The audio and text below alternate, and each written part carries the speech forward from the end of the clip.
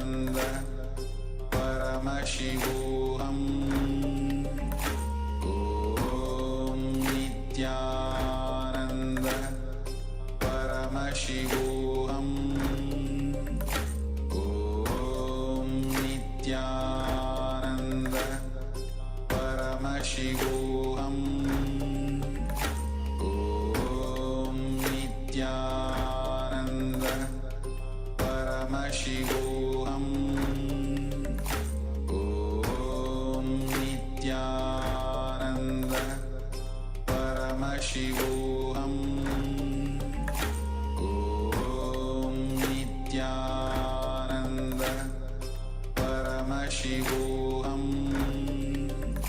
Om Nithyananda Paramashivoham Om Nithyananda Paramashivoham Om Nithyananda Paramashivoham Om Nithyananda Paramashivoham Om Nithyananda Paramashivoham Om Nithyananda Paramashivoham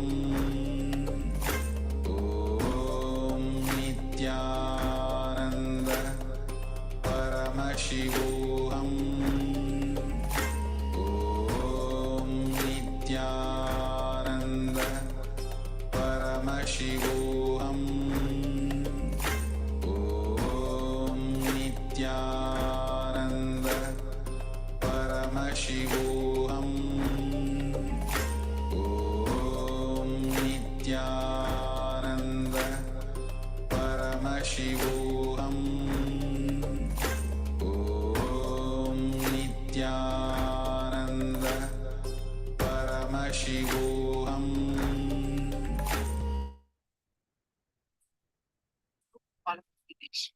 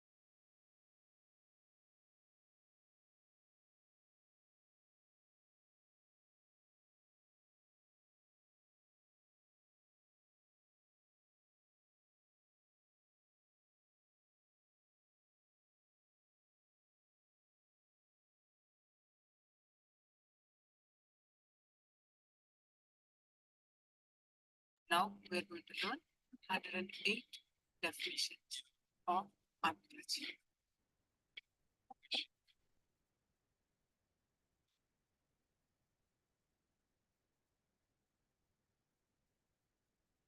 Paramashivoham Om Nithyananda Paramashivoham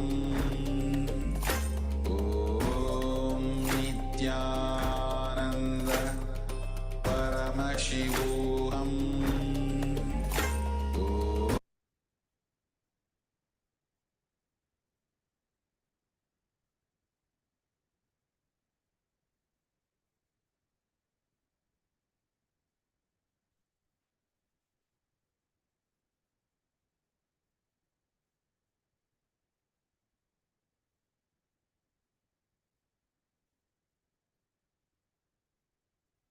Under and eight definitions of unclutching.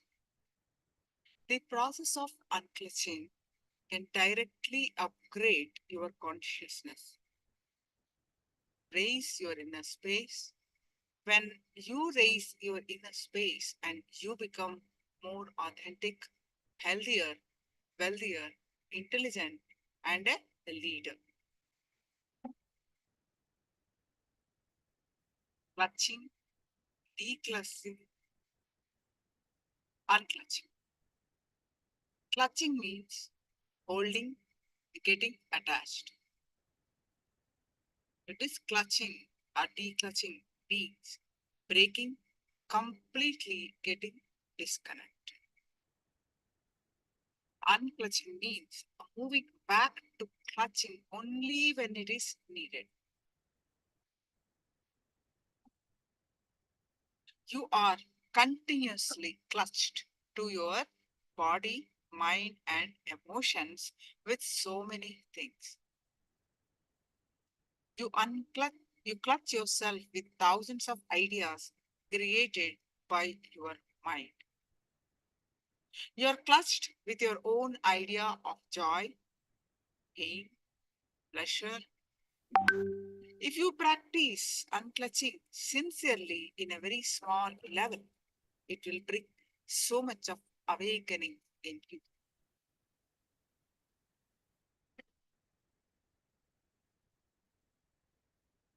You try to believe that your whole life was either pain or joy. Swamiji says, one of the biggest achievements I feel very happy and proud of is that whenever I look back at my past, I don't have any idea about it. I neither feel it was joyful nor I feel it was painful. I have no feeling at all. I don't feel my past as a chain of joy or pain. I just know my future is also free, just like my past. But unfortunately, every human being tries to develop an idea about their past and as pain or pleasure. When you tell all your stories, you continuously connect the pain memories.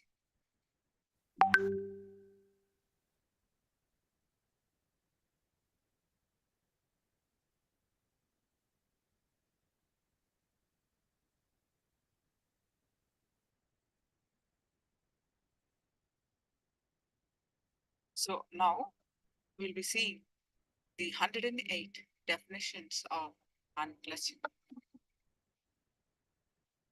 Crushing the source into expression is unclutching.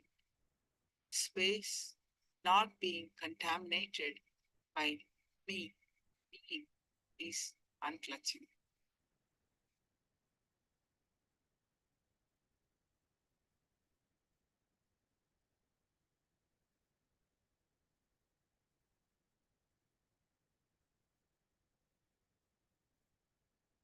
Space are not being contaminated by me being is unclutching.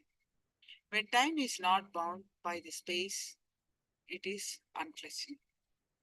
Unclutching means realizing the canvas is more powerful than painting.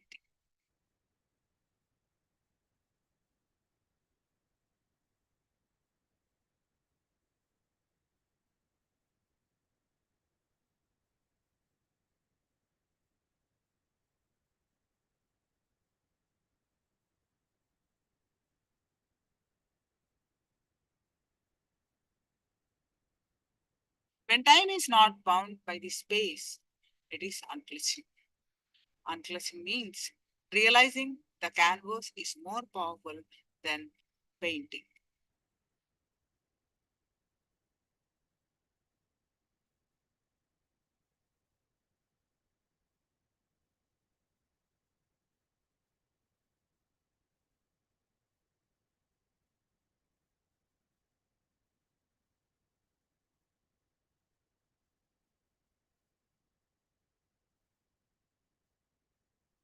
Unclutching means realizing the canvas is more powerful than painting. Ajapa japa of your very being without any word or mantra is unclutching. Easy or difficult, both are concepts. Realizing this is unclutching.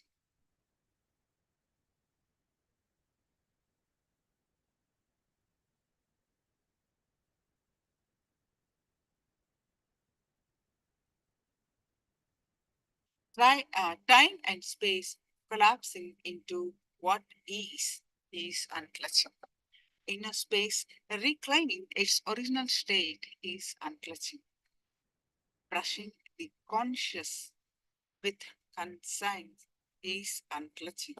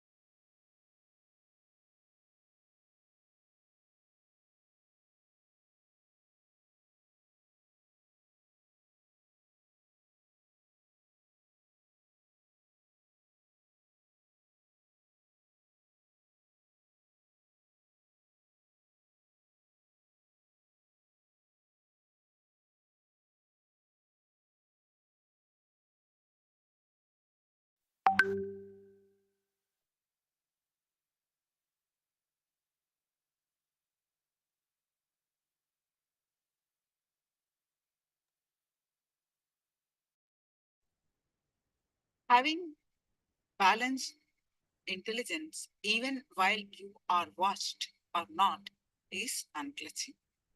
Non-involvement in the mental pleasures and pains is unclutching.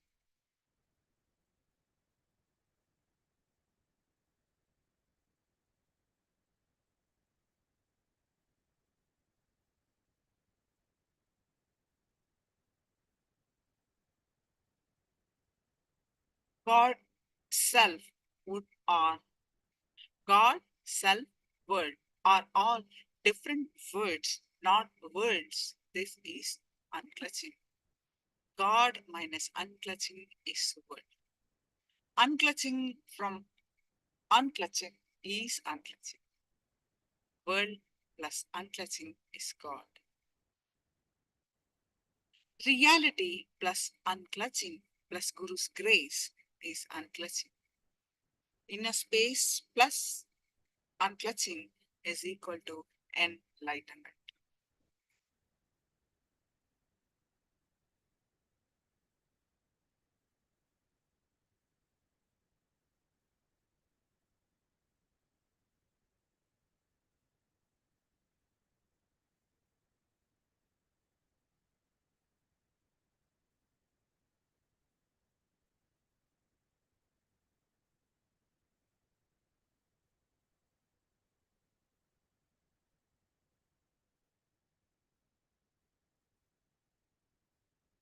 Not connecting thought and emotion, giving life to it is unclutching. Realizing future is past and past is yet to happen in the present void is unclutching. Past trying to eat future is clutching. Stopping that is unclutching. When past threatens to have any power over you, it is clutching. Freeing you is unclutching.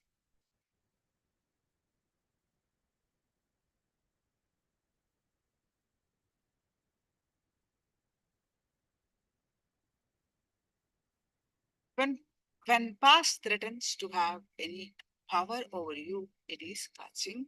Freeing you is unclutching. Unclutching is constantly happening. You need to do only resisting in the unclutching.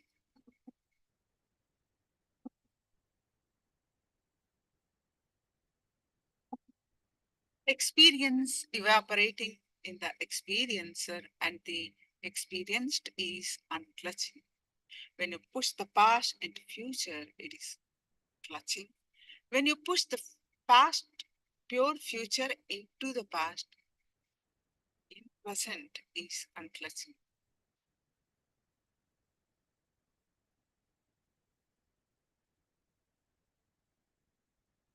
Not making your words and forms into experience is unclutching. Experiencing inner awakening is unclutching.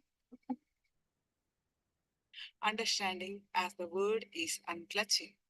Catching is the unclutching.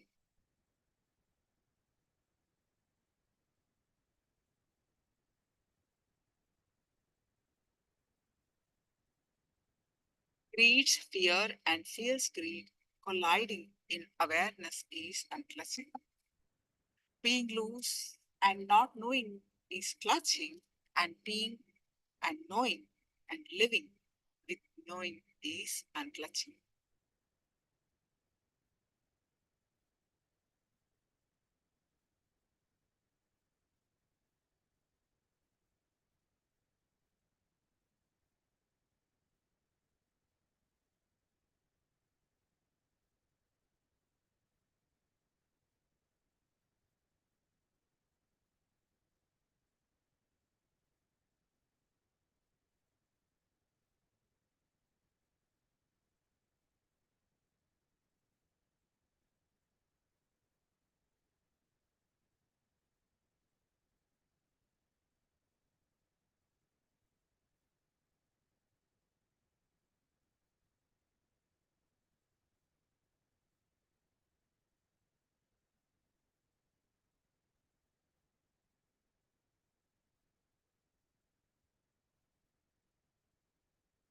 Realizing the dreamer's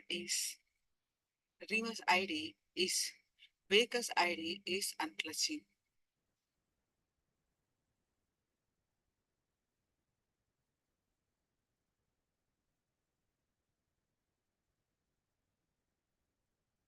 Experiencing the dream stuff is reality stuff is unclutching. Experiencing the dreamer in waking state is unclutching. Trying to clutching and doing is unclutching. Not letting the past follow the future in present is unclutching.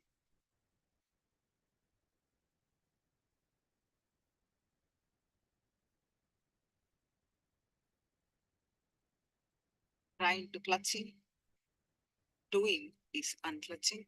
Not letting the past follow the future in present is unclutching. Unclutching is a powerful self-sufficient guide to your enlightenment, to upgrade your consciousness. It not only changes the way you perceive reality, it transforms reality itself.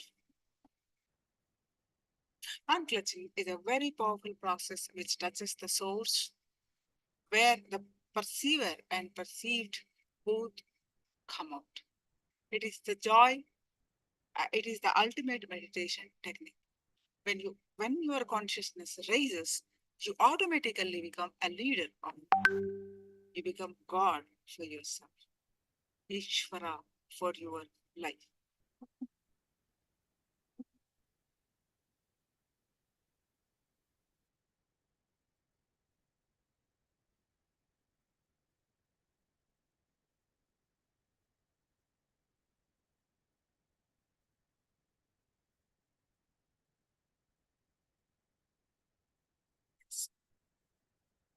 So when your consciousness raises, you automatically become a leader of your life. You become God for yourself, Ishvara of your life. Any questions, please do post in the chat.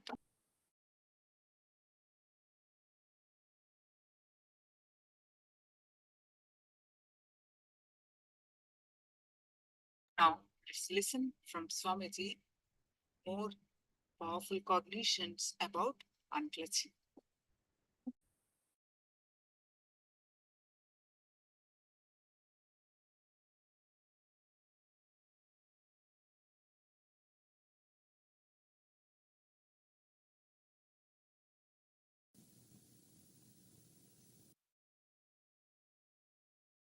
Unclutch from the mind mass, de-stress instantly.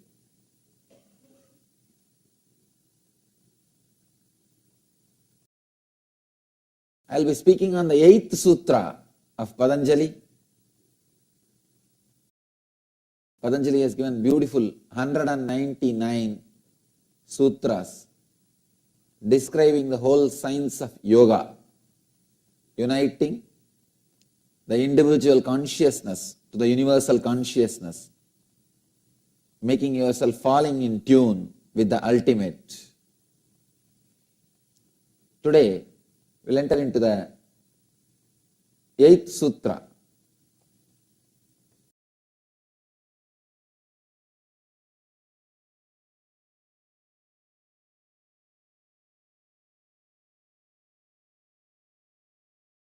Unclutching.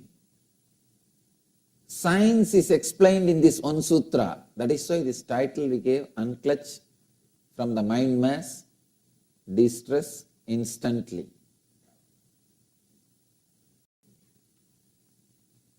This one sutra can completely turn the way in which you think, the way in which you act, the way in which you live. This one sutra can awaken new consciousness, new energy inside your being.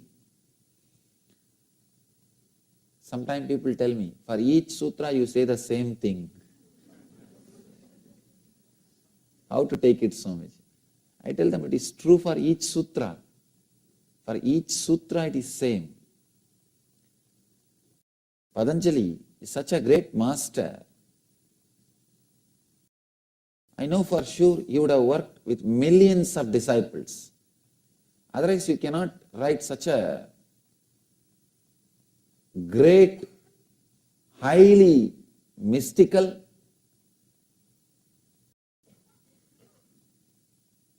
just unimaginable work. I read a story. Bernard Shaw wrote a 100-page book. Somebody went and asked him, what happened? You didn't have time? You wrote only a 100-page book. He says, no, if I had time, I would have written only 40 pages. If I had time, I would have written only 40 pages. Means to write little and convey what needs to be conveyed needs more energy and time and intelligence. Here, Patanjali is so sharp, is making everything into just 2-3 words, just few words, is putting everything together. Even to read the sutra, it's such a wonderful experience. I'll read the sutra. Viparyayo mitya jnananam atatrupa pratishtam. Viparyayo mitya jnananam atatrupa pratishtam. Let me give this sutra for the sake of recording. If you don't understand the English, it's okay. I'll give the translation. Interpreting based on past conditioning leads to misconception or wrong understanding. Let me repeat the translation. Interpreting based on past conditioning leads to misconception or wrong understanding.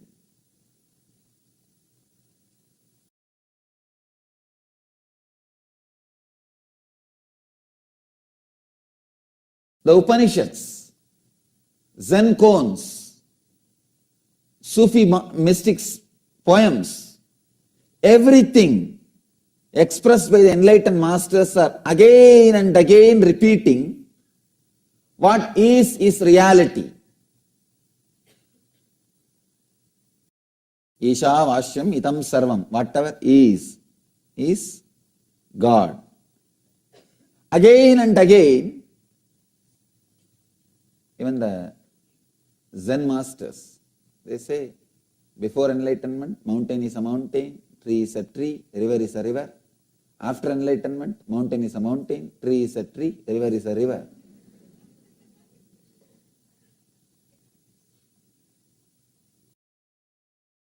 Then what the hell are we doing? Sorry, no, what the heaven are we doing? Working for enlightenment.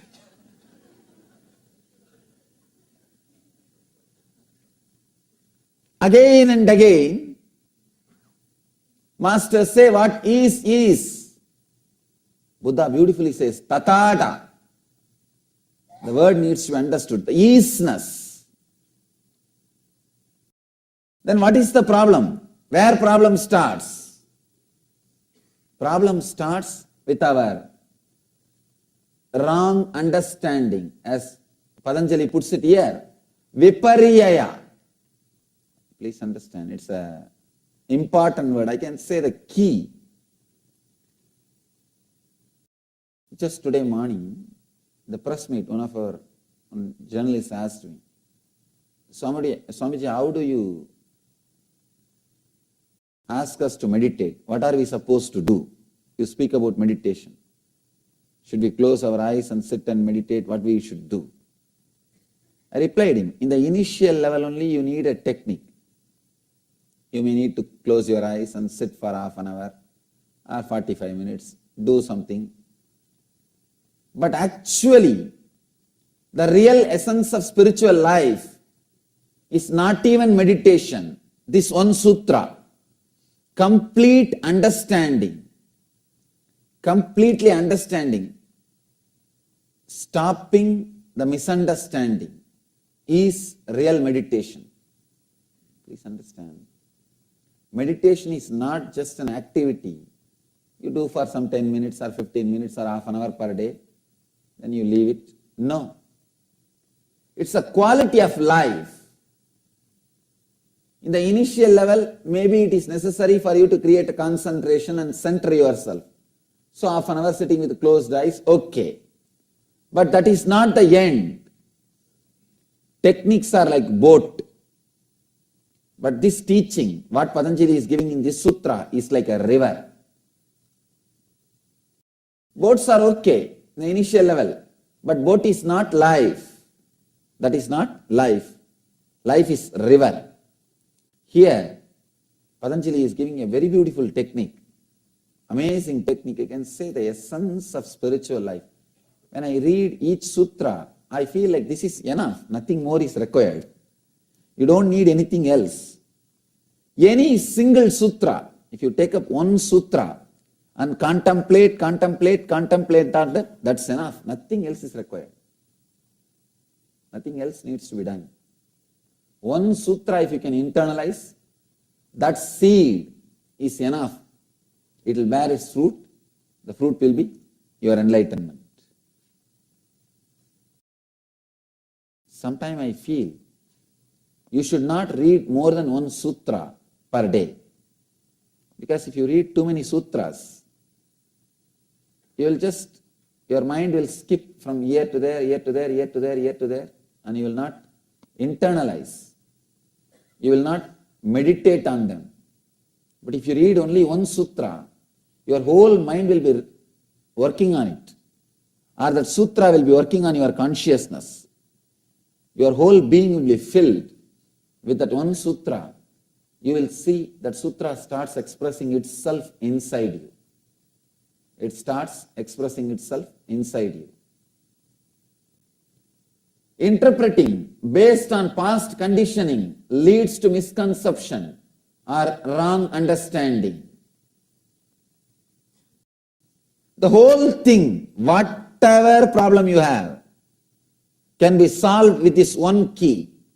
Because your whole thing, whatever problem you have, everything is just because of one reason.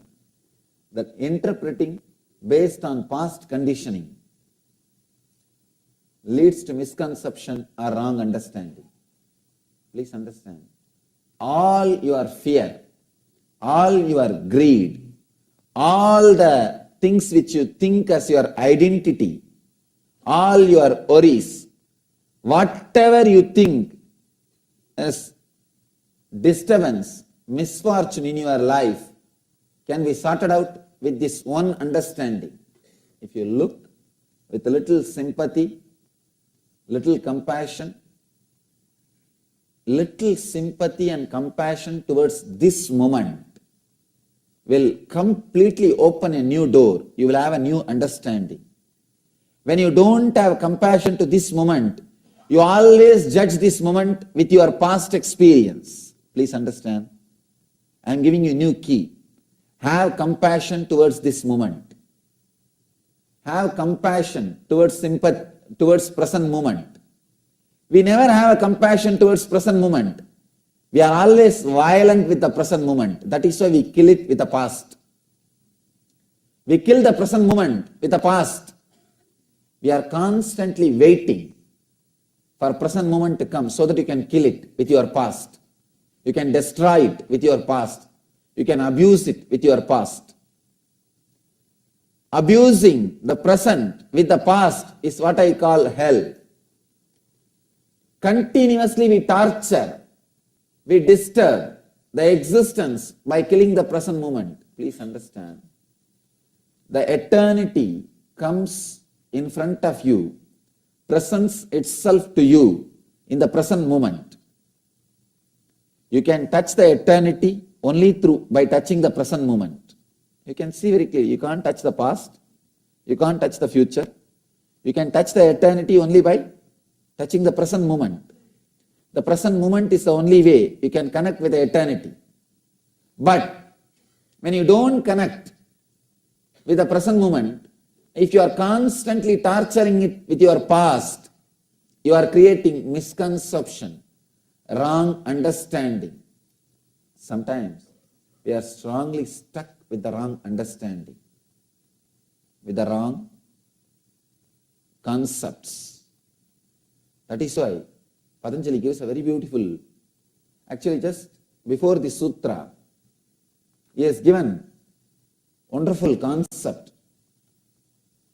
I wanted you to know that sutra also. You will understand. This 8th sutra, if you know the 7th sutra, actually both of them are in a way interconnected. He says, he describes about knowledge, pratyaksha, anumana, agama. These three are right knowledge. In the 8th sutra, he speaks about wrong knowledge. In the 7th sutra, he speaks about right knowledge. Both are interconnected. That's why I wanted you to understand the 7th sutra also. If you understand the 7th aphorism, 7th sutra, you will understand the 8th sutra in much better way. In the 8th sutra, he says what should not be done. The 7th sutra, he says what should be done. What should be done? Please understand. He says, pratyaksha anumana agama pramanani means perception through senses, conclusion arrived at through that cognition, and the words of an enlightened master are the three ways to gain correct knowledge. That are the three things which gives you the right knowledge. The 8th sutra, he says about the wrong knowledge.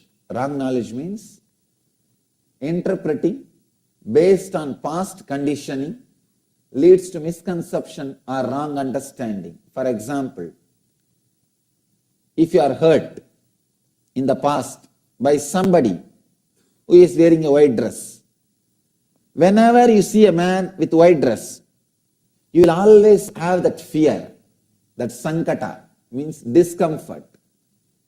You will always carry that. That man and this man is no way related.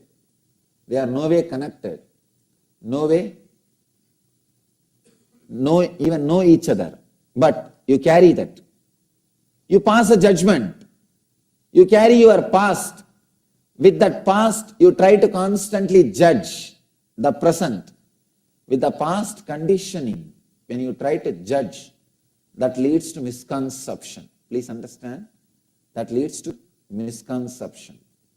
The judgments we are passing about a particular race, the judgments we are passing about a particular religion, the judgment we are passing about particular state, the prejudice, bias we carry, all are related to this wrong knowledge.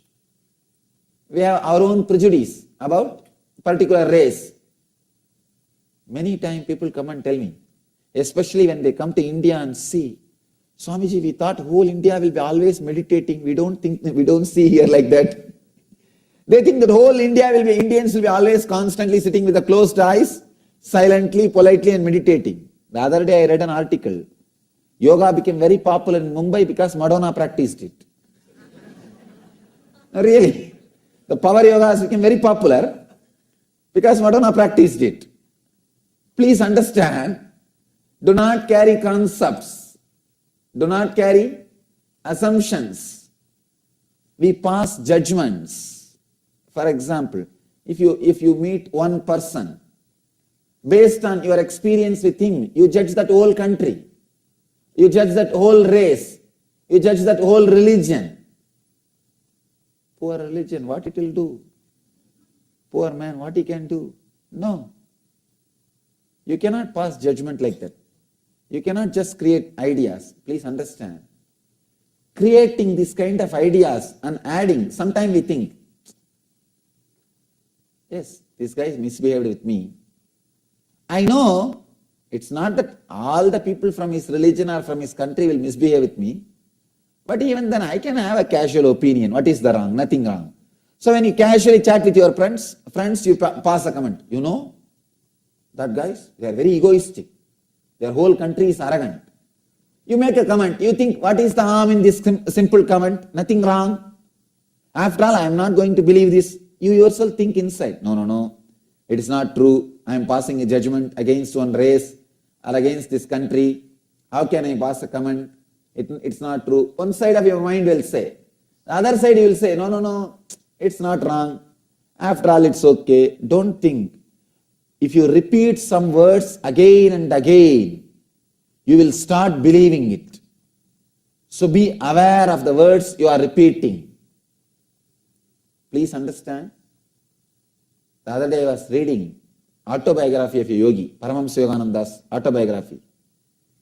He says very beautifully, the power of words.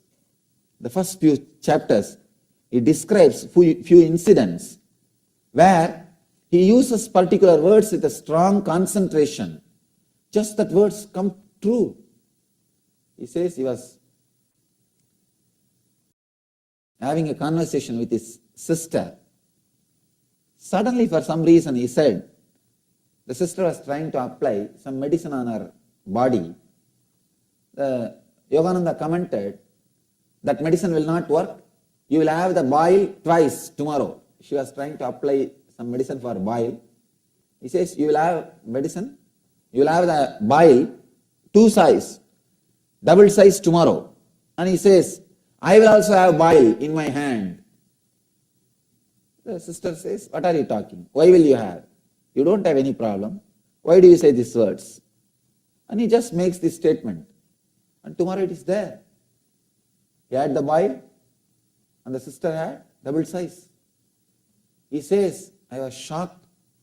Just the mere word, the power of mere word. Please understand, never utter words like, they are wrong, this race is wrong, that country is wrong, this religion is wrong. The more and more you utter, you will start believing the same words. You will start strongly feeling that same words. One more important thing, the world is too small. Don't think, oh, if I make a comment about that country, it's okay. Even if I think that country is bad, it's okay. I'm not going to go to that country. Don't think. You may not physically go to that country, but any news you hear about that country will start kindling different emotions in you. I have seen many people suffering with unnecessary lust, unnecessary anger. I always tell people, keep the lust which you need for your day-to-day life. Keep the anger which you need for your day-to-day life. That is okay. But we suffer with unnecessary lust, unnecessary anger. Unnecessary anger means the anger which is no way going to help you or the anger which you can no way exhibit.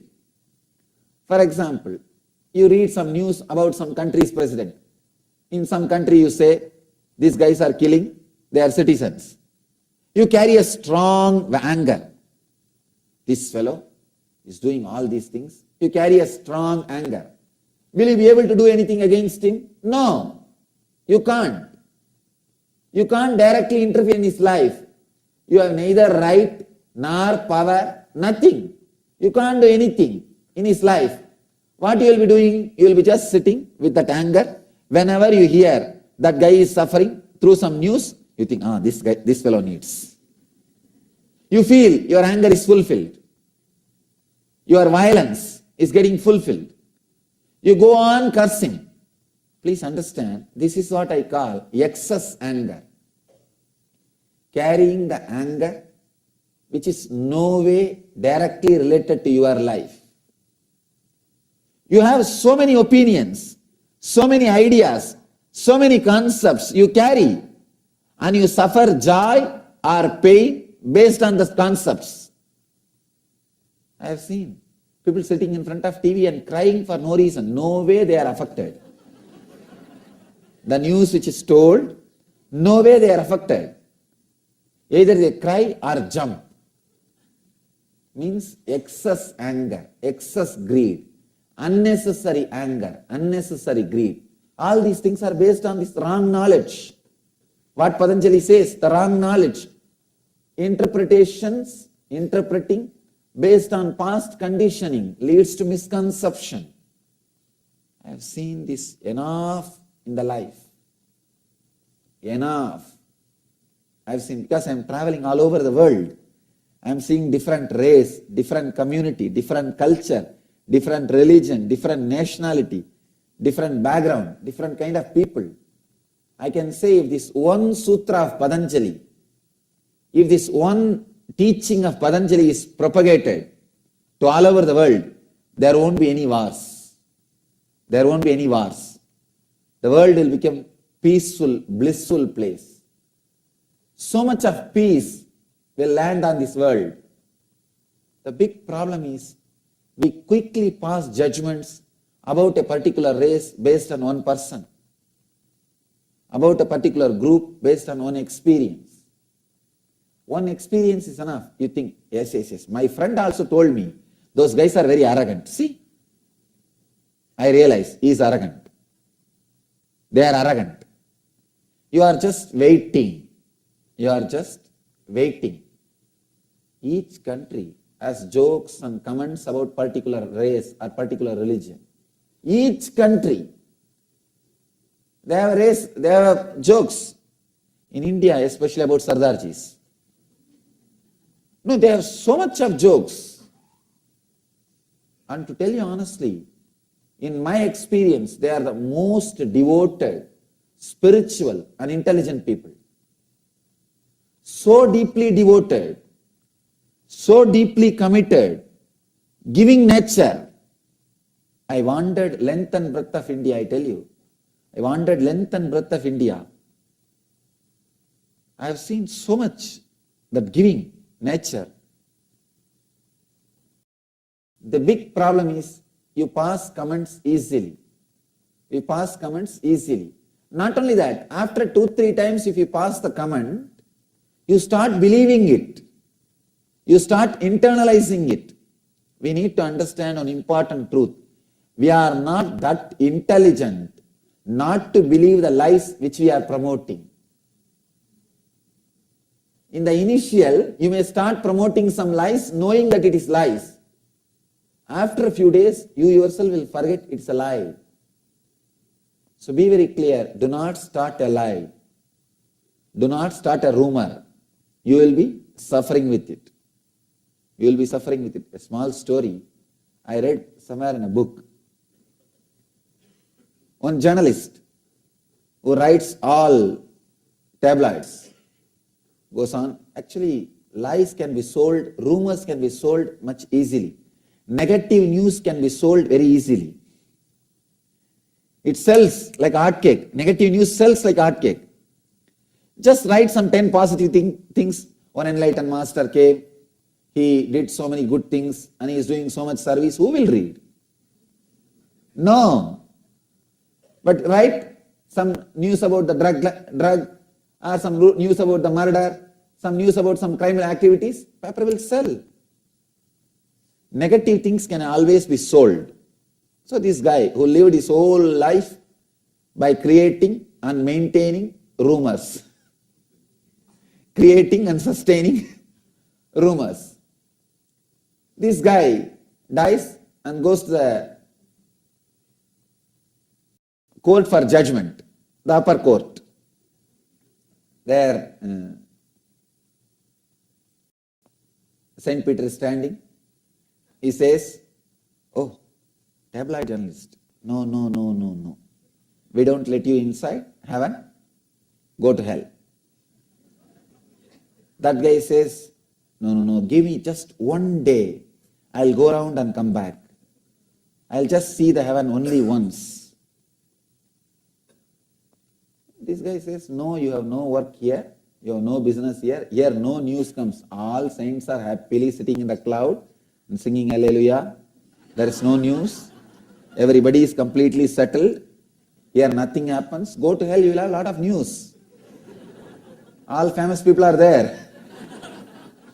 You will have enough news. This guy says, no, I wanted to just see one day. Saint Peter says, it's impossible. We can't allow you inside. Then this guy tempts Saint Peter. This guy is an intelligent guy. He says, give me 24-hour time. If I can convince any one of your journalists to go to hell, will you let me stay here? Saint Peter says, this is too much. How can you do that? He says, that and all you don't ask. If I can convince any one of your journalists to go to hell, will you let me stay here? He says, all right, I can try. Okay, deal. Come inside. This guy goes. They had only 10 journalists because nothing much happens. God comes and sits in the court in the morning and judgments are given. Evening he goes back. Nothing much is happening. All the saints are there enjoying. What is there? The same routine. And this guy, they have only 10 journalists. This guy goes to the heaven, goes round. By the end of the day, evening, he comes back to the pearly gates. Saint Peter says, no, now you cannot go back. You have to be here. This guy says, what happened? No, I have to go to the hell. Saint Peter asks, why? Why do you want to go? What this guy did, this guy created a rumor that in the hell, they are starting a new magazine. They want editor. He spread a news and all the fellows fled. Because how many days, especially journalists, you can't be sitting without news. It's really boring. Even in the heaven, they want some news. And without news, even heaven looks like a hell for them. So they thought, better let us go to hell. They all ran away to hell. And this guy is also running. This guy who created the rumor, this guy is also running. Saint Peter stopped and said, what happened? You only created the rumor. All of them are already in the hell. Now you are the only journalist we have. We can't afford to lose you also. You have to be here. This guy says, no, I only started the news that is true. If so many people are believing, there must be some truth in it. If so many people are believing, there must be some truth in it. Understand? Don't start rumors. Don't start rumors, even in a jovial way. You will be caught by your own rumors. You will be caught by your own words. The words which you create, I have seen many times. People casually create simple words. In the relationships, they very casually create simple words. He is bad. He is torturing me. Very simple words for no reason. For very simple incidents. But those words gets imbibed, engraved, and you start thinking that's the truth. Please understand, words can just stop your thinking. Words can just stop your perception. Words can just stop your conscious flow. For example, if you are in a particular situation, if you are open, fresh, alive, without the past conditioning words, you can handle that situation directly. You can live that situation directly. You can experiment with that situation directly. You can experience it directly. You don't do. You have some idea. You have some idea. You think, no, I know. I know. This is what is going to happen. I know. You see, I was telling you the other day, this guy is like this only. Your mind comes to a confirmation and immediately you jump and start taking actions. Look into yourself. All your suffering, I can say capital letter A-L-L, all your suffering is just with this one problem, carrying, interpreting based on the past conditioning leads to misconception or wrong understanding. Wrong understanding means wrong decisions, suffering. You can see in your life. You don't wait till the situation comes in front of you. You take your own decisions, your own ideas. Mind becomes chaos. Mind becomes chaos, completely confused. With the past engrams, you go on and on and on interpreting, create problems. Actually, many times you can see, by the time you create a whole problem in your imagination and be ready with all the weapons to attack the other person, he comes, when he starts talking to you, suddenly you realize, oh God, there is no problem at all. He did not even think about it as a problem. Here you are waiting with a high BP, with all the weapons. If he utters that word, I will utter this word. If he talks that word, I will talk this word. If he says that word, I will say this word. If he brings up that argument, I will bring this argument. You are ready with all the arguments, weapons. That guy makes the whole thing simple. Suddenly you feel empty. But now you feel, what is this? How can this be? I have prepared so much. All this preparation has become waste. You start the fight. Because you don't want to feel that you wasted so much time preparing for the fight. You can see this many times in your life. With your spouse, you can see. You can see by the time she or he comes back from the office, you are ready with all your arguments. Sometimes you even start taking notes on the refrigerator. There will be white pepper, and these guys take all the notes, not to miss the points. You are ready with all the arguments. But when the other person comes back, he doesn't even remember the whole fight. Doesn't even remember the subject. But what to do now? It is too much for you. You cannot leave what you prepared. Now whatever you prepared, you have to express it. You start. That's the way life goes on. Understand? Our judgment based on generalization, we need to understand an important truth. We think in a generalized way, but we live in a localized way.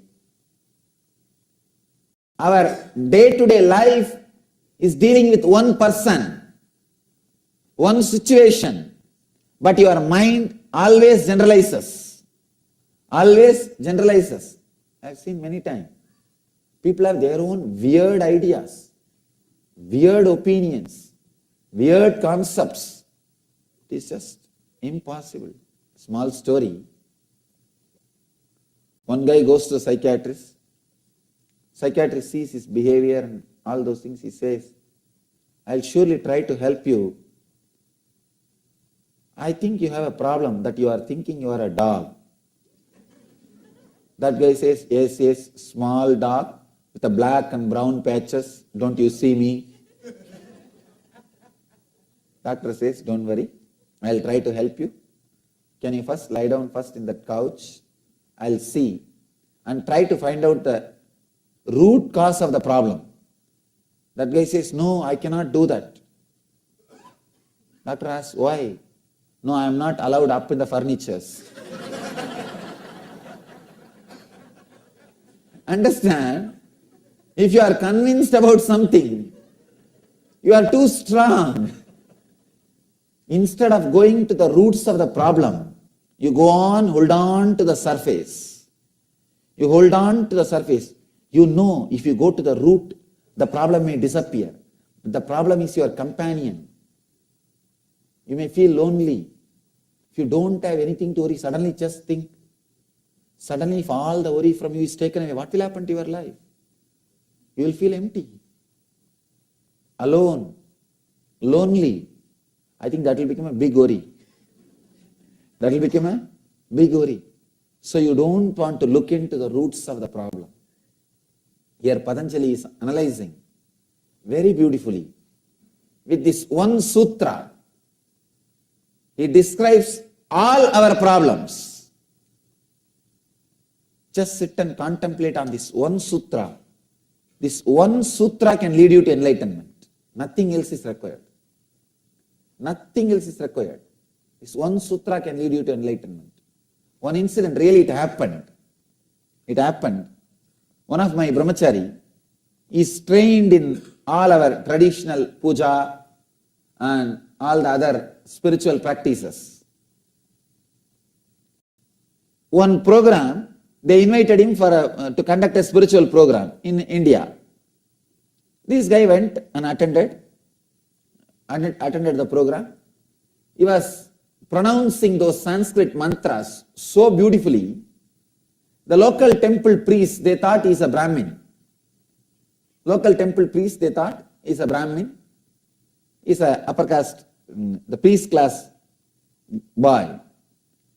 So when they saw him, he beautifully sits and his body language is very graceful. When he does the puja and rituals and chants the mantras, they thought he is a Brahmin. They gave him all the respects and touched his feet and did the namaskar and everything. All the program was over. They took him to the nearby temple, gave him all the honor. He finished everything and came back. Somebody who went to the temple next day told that priest that he is not a Brahmin. That's all. Till yesterday evening, this guy was honoring that brahmachari, feels blessed that he is able to receive him and touch the feet, all the things. Now this fellow suddenly is in depression. He is in depression. He is continuously taking bath for 3 days. 3 days he is taking bath. And 3 days he did not enter the temple. And 3 days he has to do all the rites to clean himself. I was shocked. If that inauspiciousness is supposed to come by touching that non-Brahmin, it should have come when you touched, not when you heard. Not when you hear the news. It should have come when you touched. When you touched, you don't have a problem. You felt blessed, auspicious, graceful, blissful. But when you hear the news, it means what? The concepts, the past conditioning. The past conditioning. That poor guy. He suffered so much. Just that conditioning. I shouldn't have touched the feet of a non-Brahmin. Just that one conditioning. Many times we suffer with conditioning, not with situation. Please understand, 99.9% of our sufferings are not related to situation. It is related to conditioning. The 0.01% suffering is not a suffering at all. All our sufferings are related to conditioning, not related to situation. You have an idea. Your mind is programmed. Your biocomputer is programmed from the young age. What is desire? What is joy? What is pain? What is fear? You are programmed. You live based on that programs. You take decisions based on that programs. You walk based on that programs. You talk based on that programming. You do everything based on that programming. This is what Patanjali calls wrong knowledge. He says viparyaya. Viparyaya is the word. You can't translate in English. Wrong knowledge is also not a right word.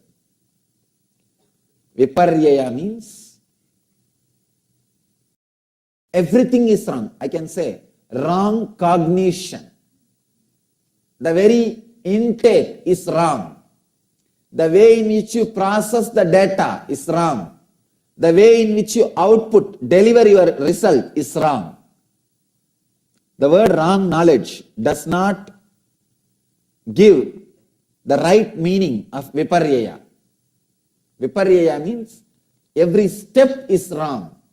How you receive the data, how you internalize the data, and how you process it, how you take a decision. Whole thing is wrong. Please understand. Again and again, Upanishads are declaring. Again and again, all enlightened masters are declaring, whatever is divine, God. If you see anything other than the divine, any other experience other than bliss in the life, you are having this problem. You have this problem. You need this sutra. Contemplate on this sutra. You don't have to, I am not saying you need to by heart or you need to repeat. I am saying internalize this idea. Internalize this idea. Sometimes people start repeating this sutra. Viparyaha, viparyaha, mityaha, mityaha, viparyaha. Finally they do the wrong thing. I am not saying you need to repeat. I am saying internalize. Constantly contemplate on this mantra, on this sutra, on this idea. Interpreting based on past conditioning leads to misconception or wrong understanding. Do this as an exercise, homework. Just sit for 1 hour in the house today. Write at least 10 incidents. You can surely write 10 incidents. I can say 10, I am not even saying from your whole life. From morning till today, you can write 10 incidents. 10 incidents where you did the same mistake of interpreting with the past conditioning, bringing wrong understanding because of past conditioning. Just write 10 incidents. See how your mind is behaving, how your life is happening. You don't even have to bother or struggle to correct yourself. The big problem is, before even you understand the depth of the problem, you start correcting. That is where the problem starts. The problem never ends. Just understand the depth of the problem, that's enough. Suddenly you will see the transformation. Depth of the problem. Just today, sit, work for half an hour or 1 hour. Write 10 incidents where you came to the wrong conclusion because of the past conditioning, and understood when you looked into the whole thing with a restful awareness. This is the wrong knowledge. Beautifully, Patanjali describes about right knowledge. Perception through senses, conclusions arrived at through that cognition. The words of an enlightened master are the 3 ways to gain correct knowledge. Please understand. Patanjali is highly intelligent. He beautifully puts one by one.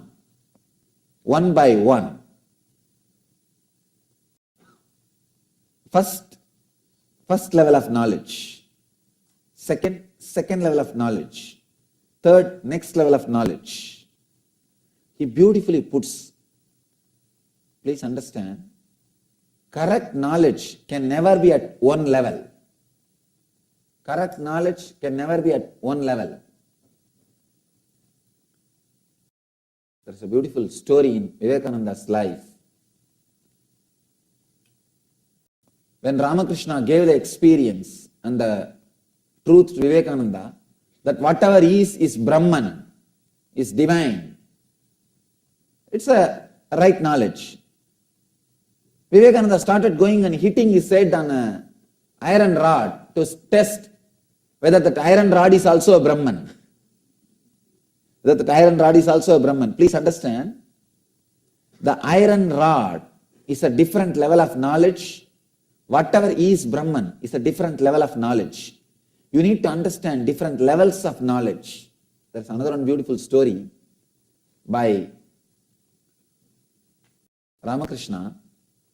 One day the master was teaching in the monastery that whatever is God. So all the disciples heard the truth. They were in a high ecstasy. They went to take bath.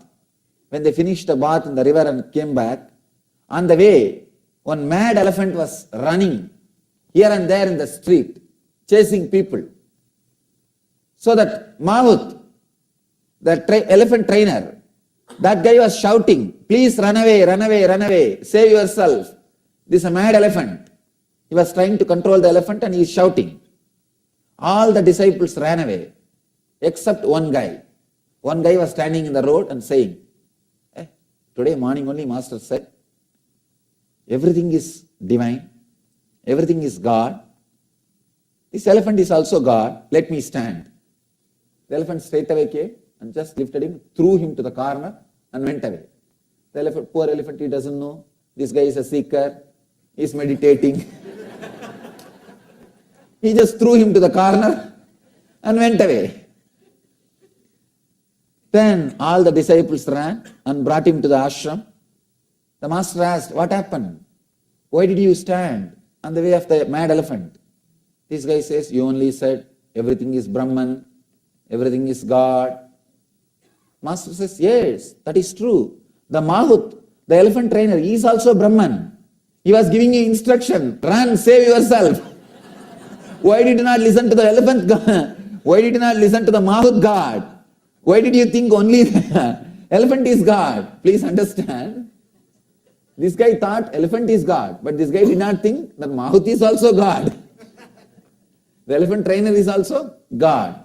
The different levels of knowledge. Here, Patanjali beautifully describes the levels of knowledge. First level, perception through senses. What you perceive. This is the first level knowledge. Second level, conclusion arrived at through that cognition. Means you start calculating. If this is this, then these two together must be this. Means development of mathematics, science, evolution of art, poetry, evolution of great things which you don't perceive with the ordinary eyes, but which can enrich your life. Those things starts evolving.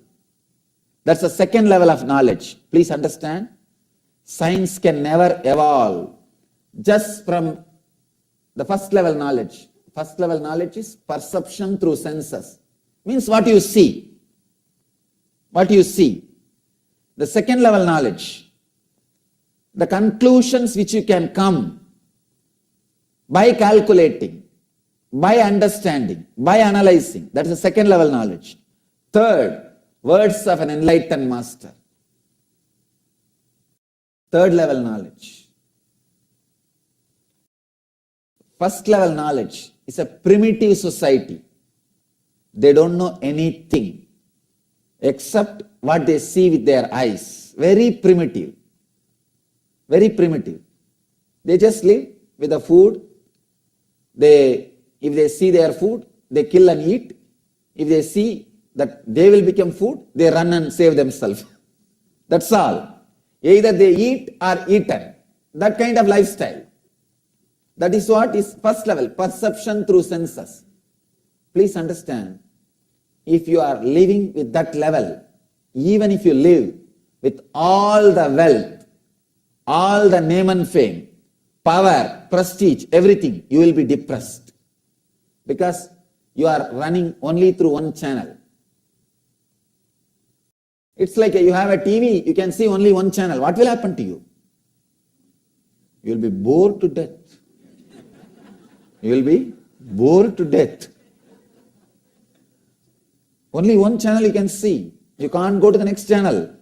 Either you see this channel or keep quiet. What will happen? You will be bored to death. The other day, I was reading a beautiful story. One guy, great king, practically conquered the whole world. He was searching for immortality. All the kings always search some medicine, something which can make them immortal. This is a big problem. Almost all the kings, whoever has conquered the enemies in different countries, they think, now I should think of immortality. He goes to an enlightened master and asks, tell me some way that I should become immortal. That guy says, why do you want to become immortal? Understand, this is the nature.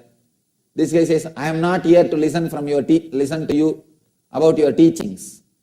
I am asking solution. Can you give or not? And the master says, I think your time is bad. What can I do? He says, there's a stream in the cave, nearby cave. Go inside and drink that water. You will become immortal. This guy did not even bother to ask that master, if you know the technique, why don't you drink?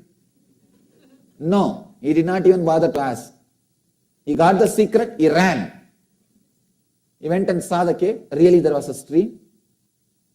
And he was about to drink the water. One crow was sitting on the cave. He was shouting, don't drink, stop, stop, stop. This king said, why are you stopping me?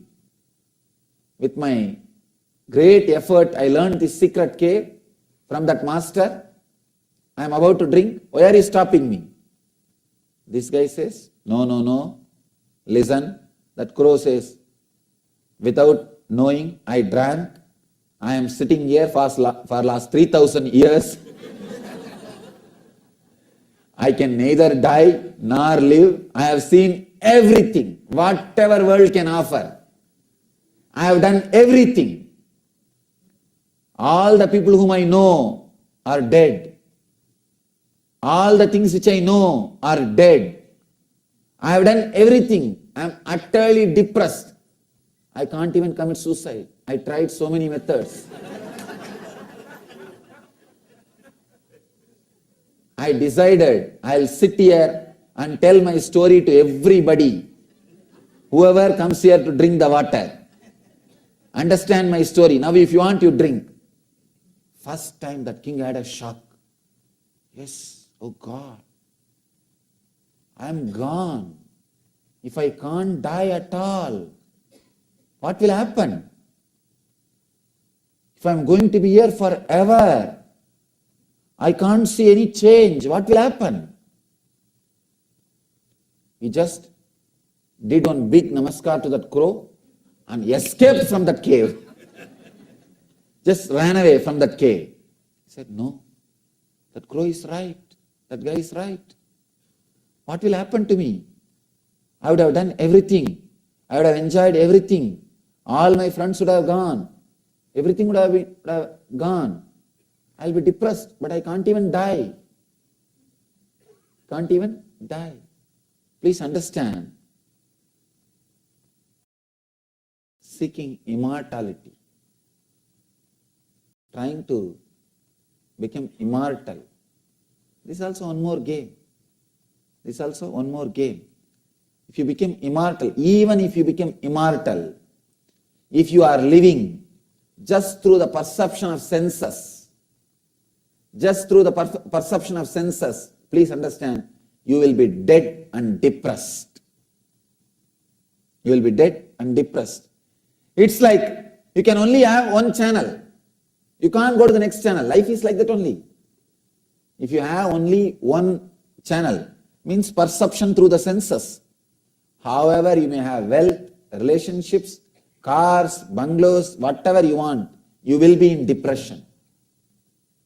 I have seen people living in depression, deep depression. They have everything, but deep depression, because they do not know how to open the second channel, how to open the next level of knowledge. Understand, life is knowledge. Expansion of knowledge is life. Unable to expand after a certain level in the knowledge is depression, is death. When you are unable to expand further, it's a depression. You are dead. There is nothing else to be done. Many times, people who are very successful in the outer world life, they come to me and ask, we don't know what to do with the life, Swamiji. It has become a big burden. We are just dragging. Neither we have courage to die, nor we have energy to live.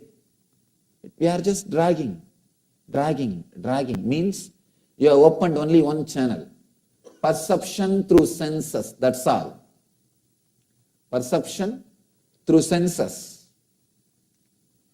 Very rarely people start the second channel. Only they become scientists, artists. For example, if there is a stone, if you just perceive it through senses, you will see it as a stone, that's all. But if you can start inferring, if I remove this part, if I remove this part, if I remove this part, it can become a sculpture. Inference. Trying to come to the conclusions through cognition. If I put this line, if I put that line, if I put this line, it's a painting. Who is able to infer the second level knowledge? A beautiful word. Pratyaksha Anumana. Pratyaksha is the first level knowledge. Many people stop with that. Please understand. I always tell people, try to spend little time in some little painting. Actually, whoever has entered into that second level of knowledge, only they become scientists. They become artists, the great artists, great creators, great sculptors, great poets. All of them have entered the second level. You can see science there actually needs that. Every scientist, he has to think, he has to infer.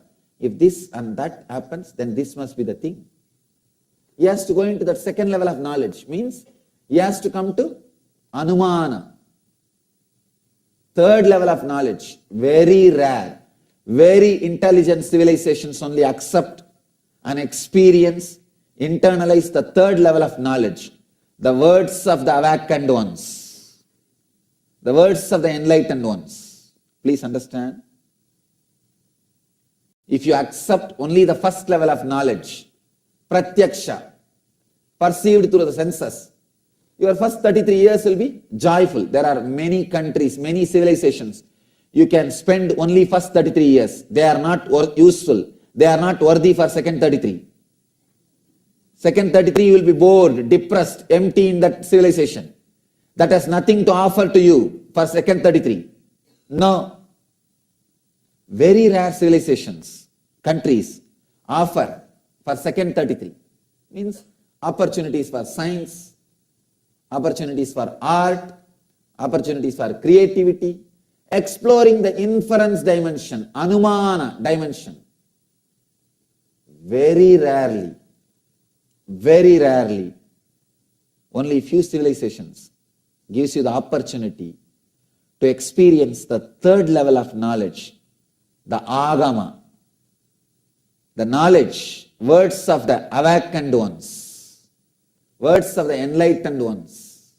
Please understand.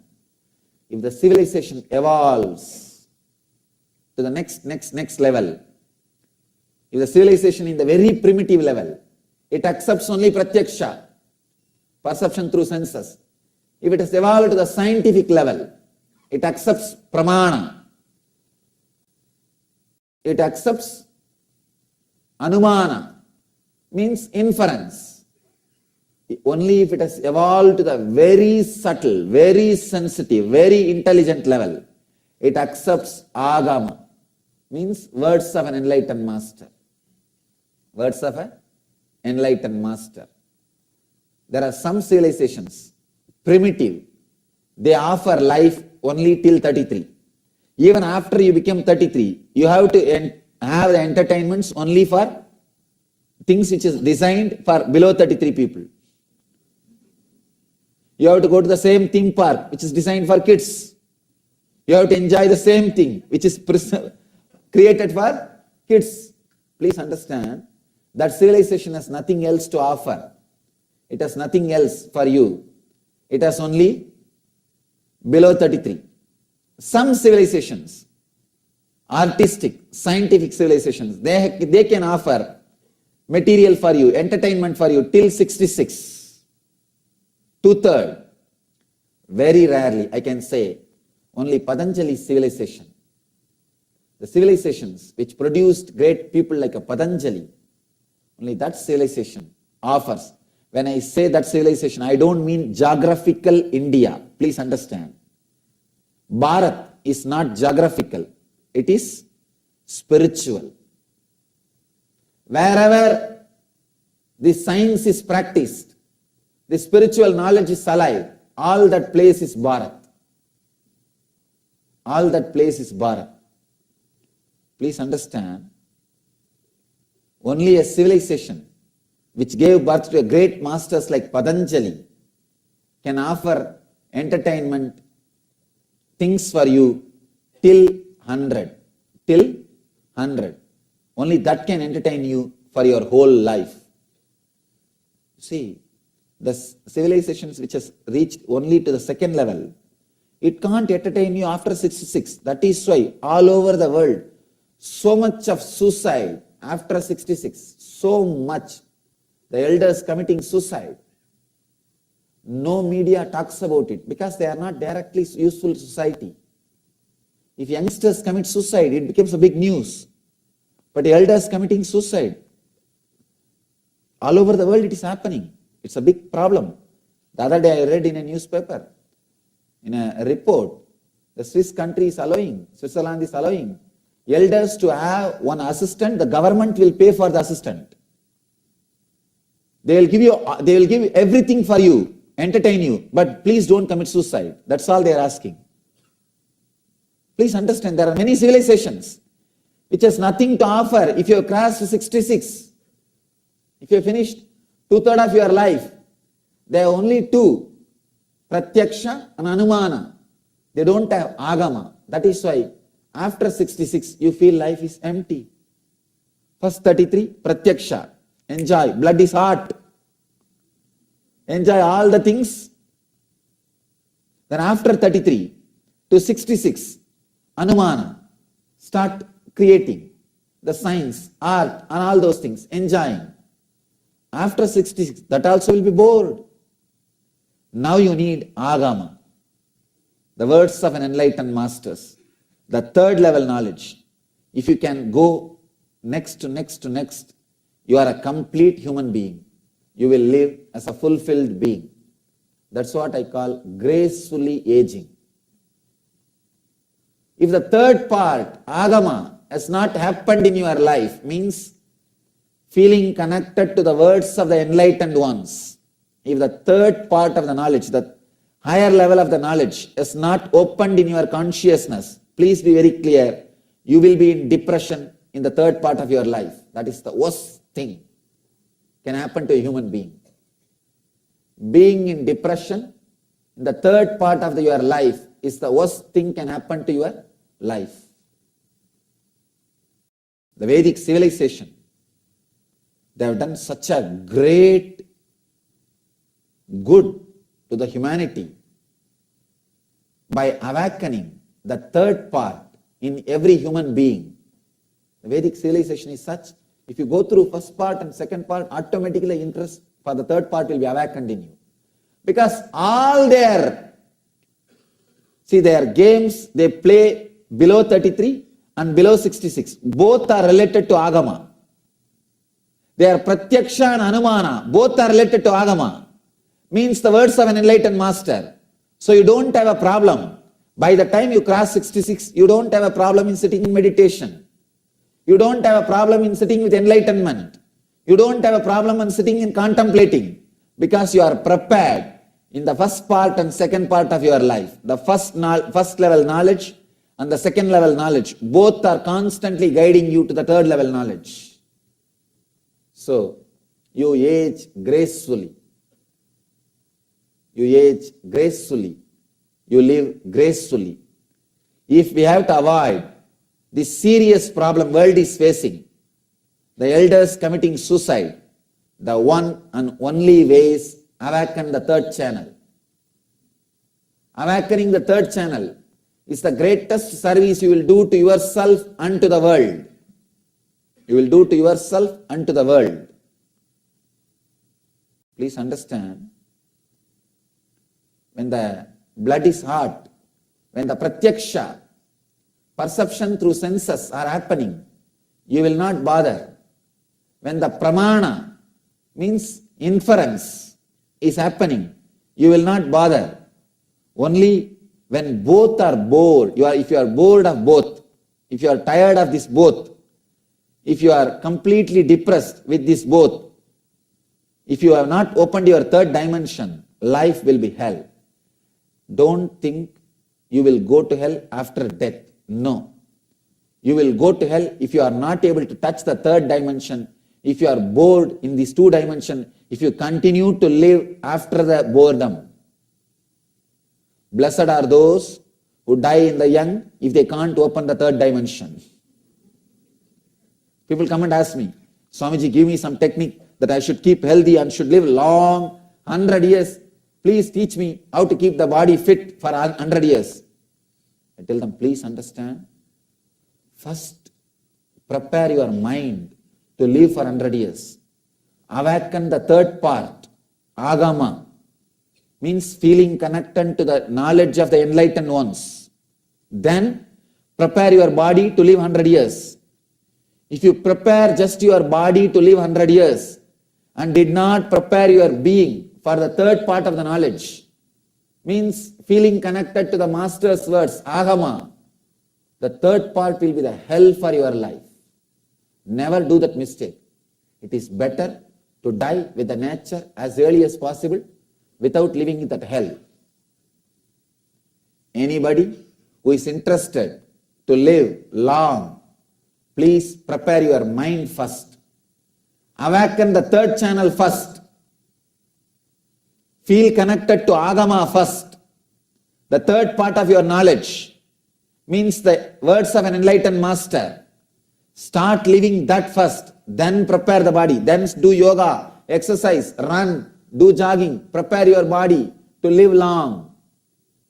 If you just prepare your body and not the mind, you are creating hell for you. I have seen elders, they come and cry. We can neither be useful to society, nor we are feeling completely happy, and we are not dying also. We can't commit suicide. We don't have the courage for suicide. It goes on and on and on. Please understand, the first thing you need to do for your future, I can say this is the best retirement plan. This is the ultimate retirement plan. Feel connected to agama, means the words of the enlightened master. Enlightened masters, you have done the ultimate insurance plan. Relax. If you have not done that, whatever retirement plans you create, you may see that beautiful retirement feelings only in those photographs. I am seeing in this country all that retirement plan advertisements. See how 10 million people are traveling towards their safe retirement. I'll see a photograph of a beach home, in an elderly couple just relaxing, talking with each other. Please understand, only in photographs it will be great. Only in photographs it will be great. Unless you connect to that agama, means feeling connected to the words of enlightened ones, awakened ones. If you not done that retirement plan, please understand, the old age will be hell. Because you may have money, you may have food, you may have health, you may have relationship, but what will you do? You will have nothing to do. You will not have expansion. You are not entertained. You are not engaged. What will you do? Then you will start brooding over your first 33. If you start brooding over your first 33, it's all fantasy. Your mind is ready, but body cannot cooperate. What will you do?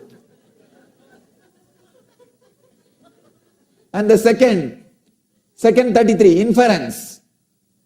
It's all intellectual jugglery, maths, science, art, everything. But again, even for that, your body will not be ready. How long? How much you can do? Your body will not be ready.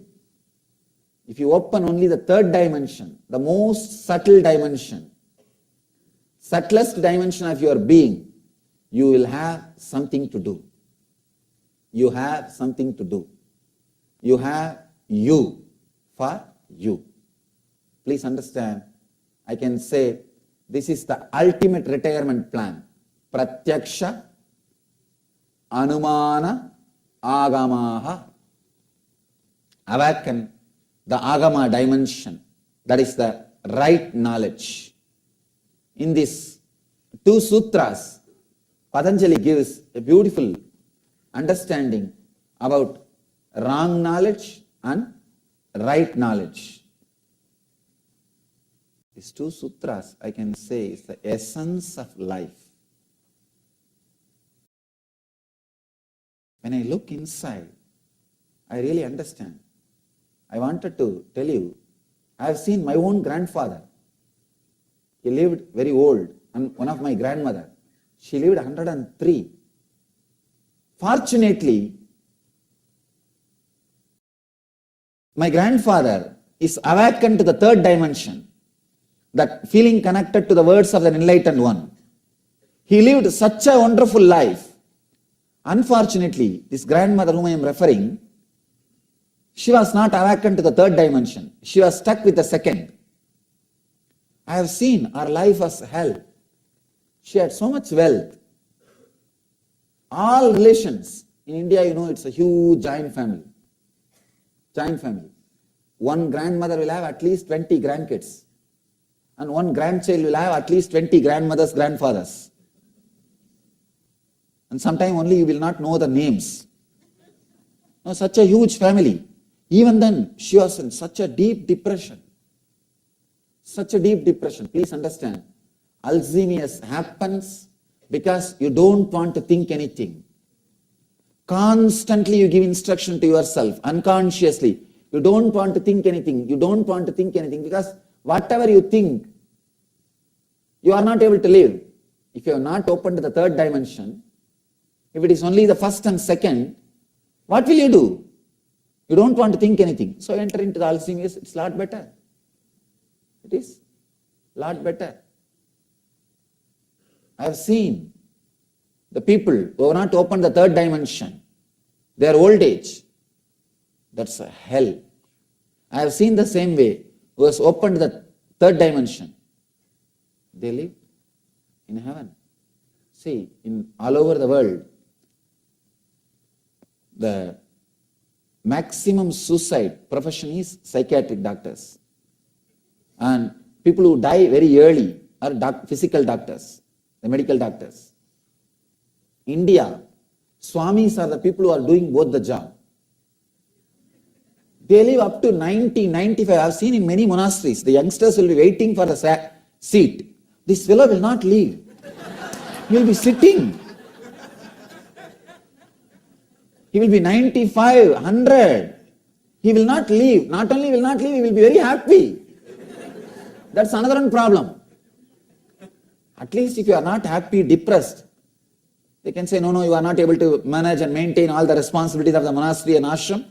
Please get down. We will sit. These fellows will be very happy.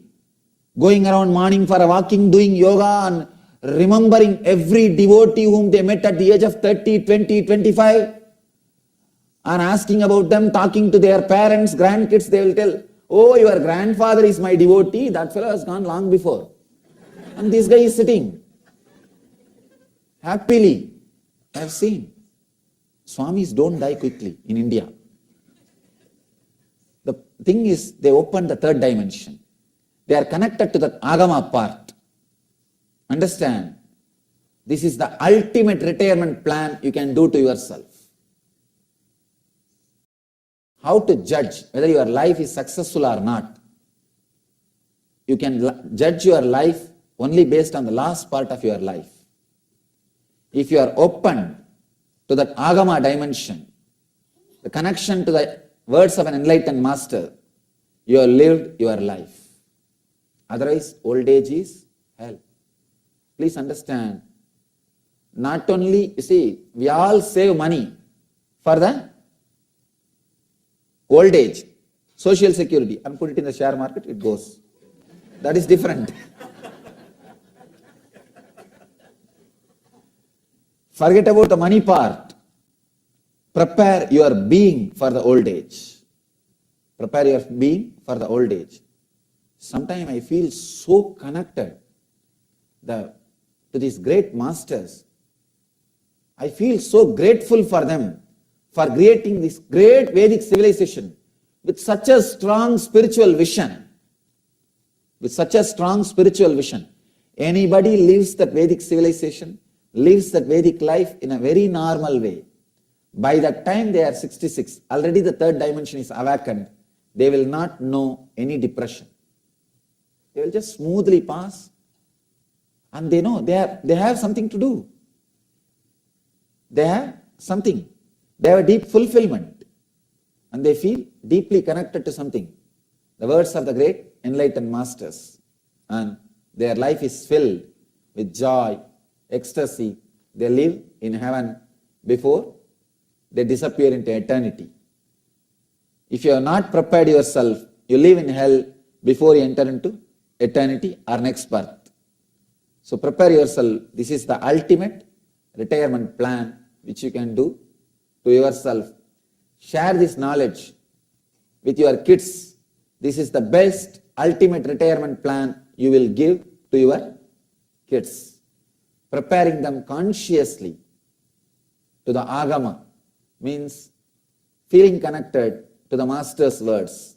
These are the three things for right knowledge. One is pratyaksha, direct perception through senses. Second, inference, the decisions, conclusions you come through the cognition, through analyzing.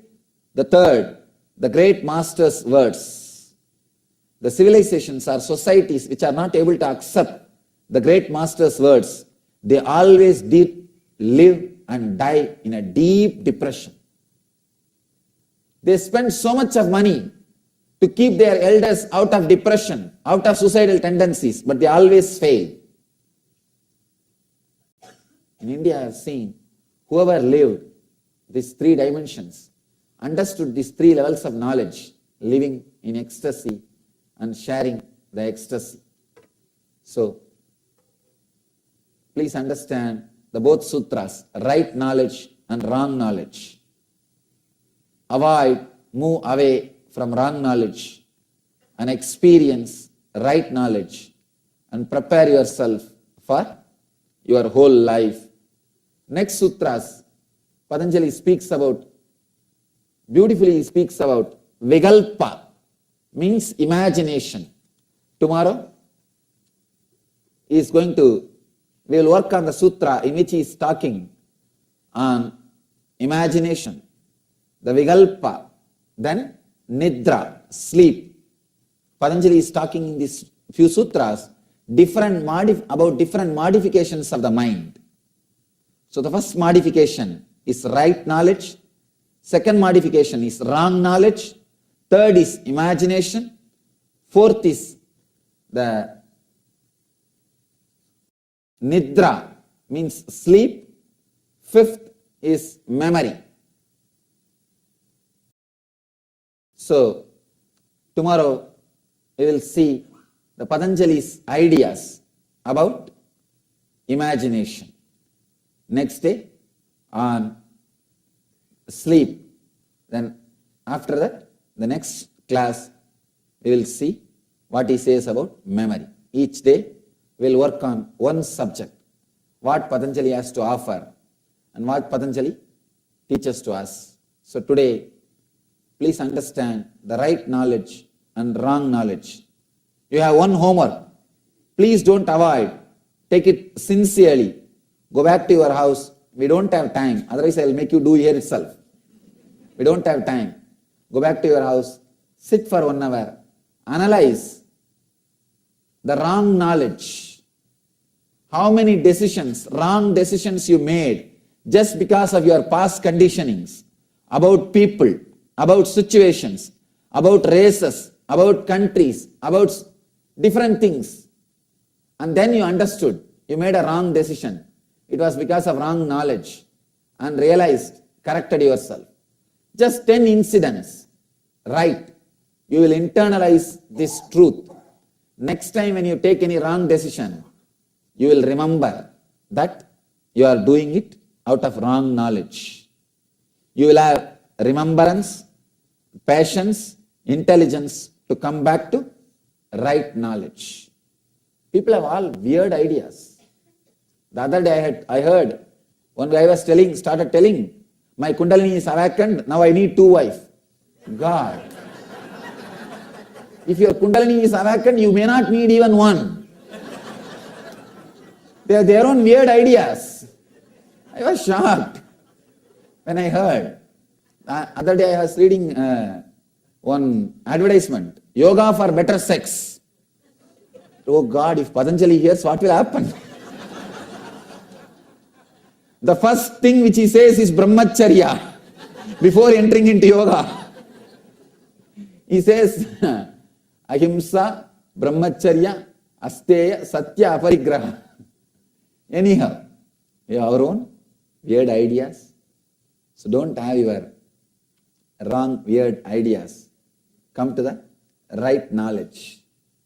So try to do this homework in the house just to internalize this idea, how many mistakes you make by your past conditionings, trying to interpret based on the past conditioning, which leads to misconception or wrong understanding. So, I bless you all. Let you all experience these truths in your consciousness and live enlightenment. Live as Jivan Muktas. Let you all achieve and radiate the eternal bliss, Nithyananda. Thank you.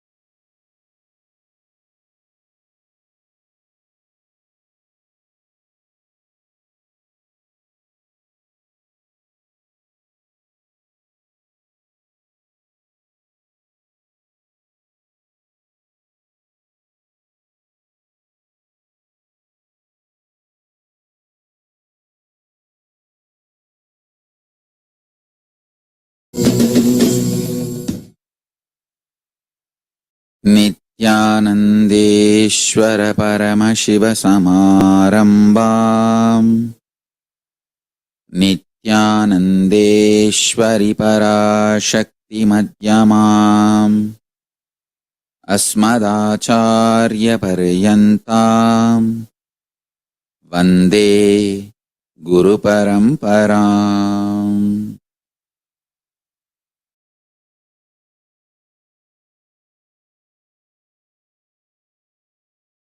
I welcome you all with my love and respect. I welcome all the devotees, disciples, samajis, satsangis, Srimahans, Mahans, Tanedar, Kotari, visitors, viewers, sitting with us all over the world through Nithyananda TV, YouTube Live, Facebook Live, Enlightenment Live, KAILASA TV, Hinduism Now TV, Twitter and two-way video conferencing having Nayanadiksha. I welcome all of you with my love and respect. Today, Kapila Sashti, the great Jayanti, fifth incarnation of Shri Bhagavan Kapila Maharshi, is the greatest Siddha.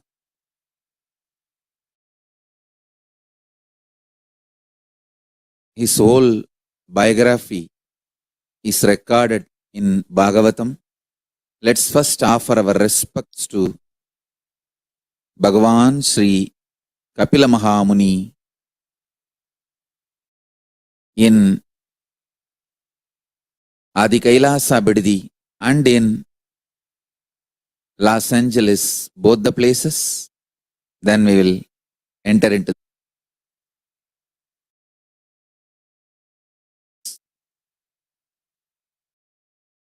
Sankhya is the PI of thinking process.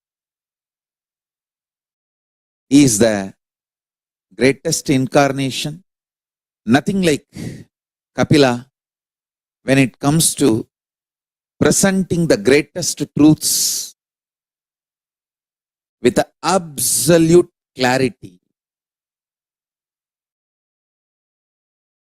So we offer our respects to Kapila, founder of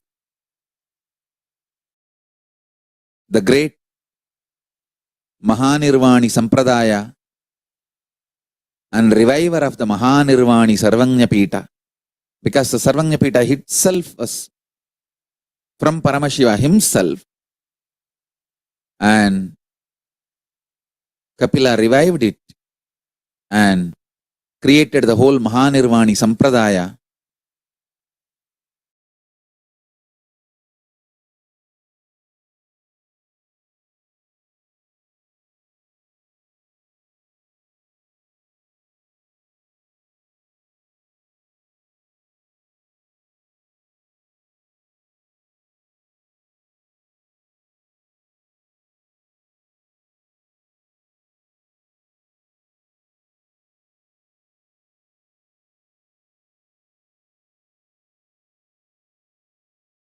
Today I wanted to give the essence of Bhagavan Kapila's teachings.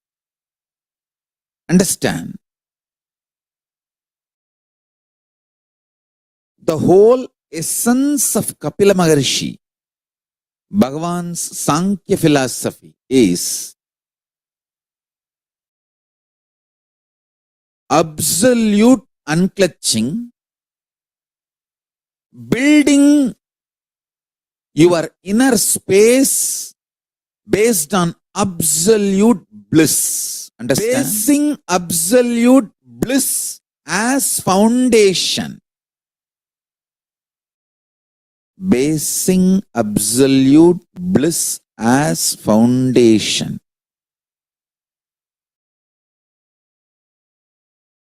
Developing. Basing absolute bliss as foundation. Developing your inner space is the essence of Kapila Maharshi's Sankhya philosophy. In two words, if I have to put it, be unclutched, be blissful.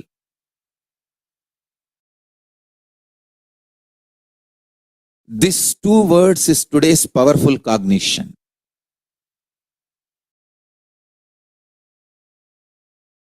Be unclutched and be blissful. I really wanted all of you to know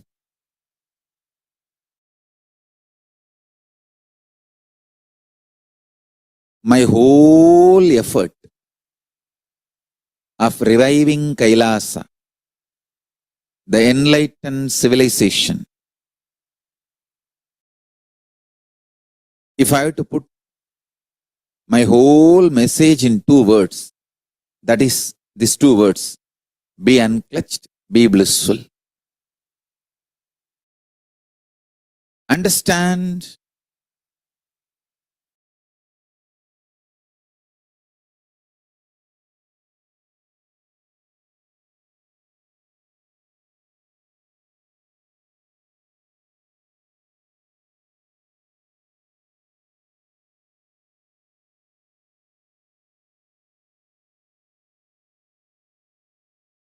unclutching makes you intensely powerful. I tell you.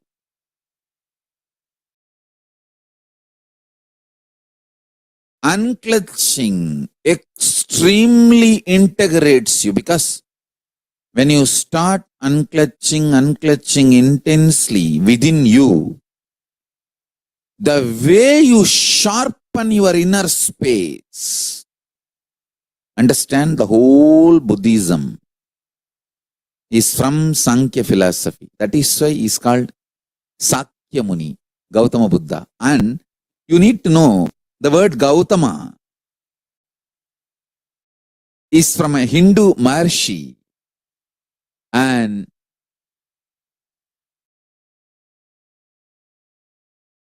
the city Kapilavastu, university city of the Mahanirvani Akada, where the Kapila's teachings were practiced. It was actually a university of Kapila's teachings. That's why it's called Kapilavastu, means content of Kapila. That's the exact meaning of the word Kapilavastu. That was the atmosphere, ecosystem from which Buddha was born, evolved. Buddha lived completely as the sannyasi of Sankhya philosophy, Mahanirvani Pita. Throughout his life, every line of Buddha's teachings I can trace it back to Sankhya system of philosophy. Whether the methodology they applied for enlightenment or the systematic sannyas sampradaya they followed, everything is from Kapila. Understand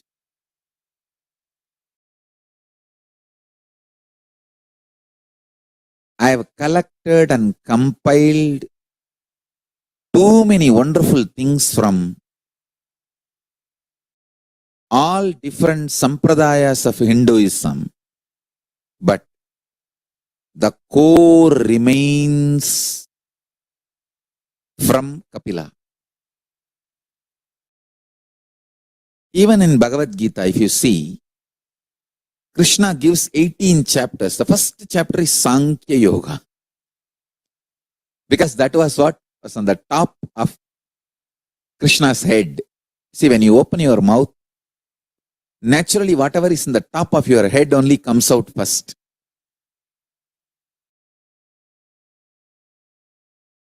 When Krishna opens his mouth, the first thing comes out is Sankhya.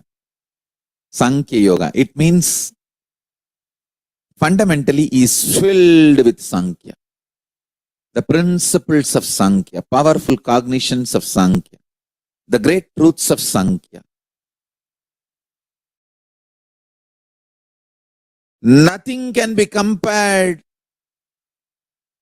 to Sankhya in liberating. Nothing can be compared to Sankhya in liberating. I tell you, extreme unclutching makes you extremely powerful. Manipatmeham.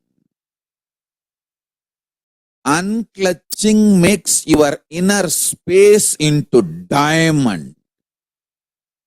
Intense, powerful.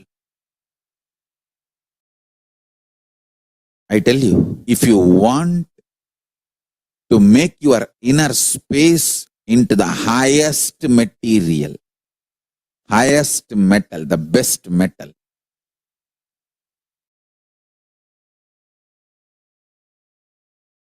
unclutching is the methodology.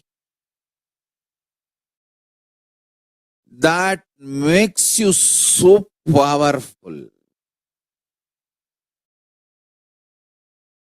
Even now I tell you, I may be teaching 10,000 techniques. I might have taught, teaching, going to teach, I don't know how many thousands. But if I have to say, Chutamani, the best of all the techniques I revealed, revealing, going to reveal is unclutching. This is the essence of Kapila's teaching.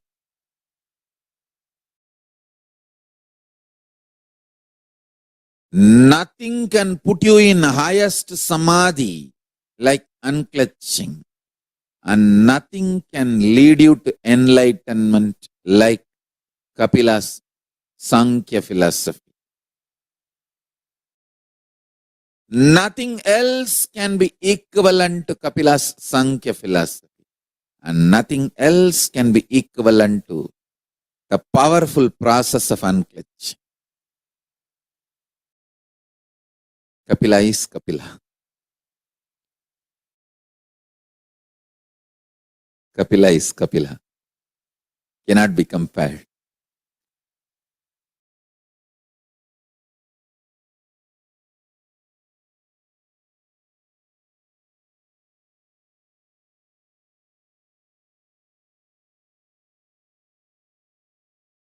Kapila is the person who introduced Sannyas Sampradaya to human beings. Till Kapila brought this science from KAILASA, it was practiced only in KAILASA. Kapila brought this science to planet Earth, making your consciousness highest, intensely powerful, and awakening all the 12 layers of your DNA through sannyas, celibacy. It was the technique, methodology brought to planet Earth for human beings by Kapila.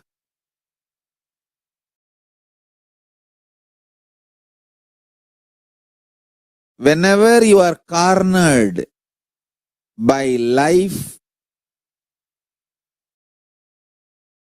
Hindu tradition gives you the option of sannyas. Some traditions gives you the option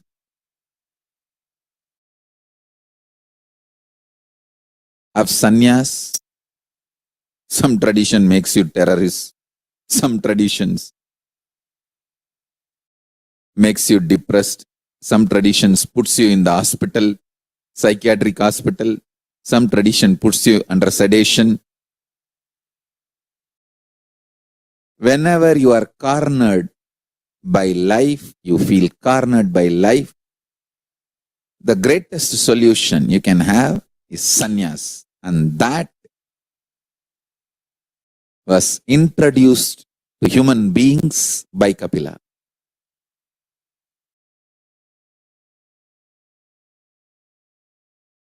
The concept of apat sannyas was brought to planet Earth by Kapila.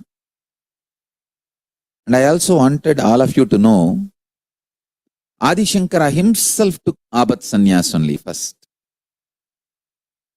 Whenever you feel your life is under threat, you are cornered absolutely,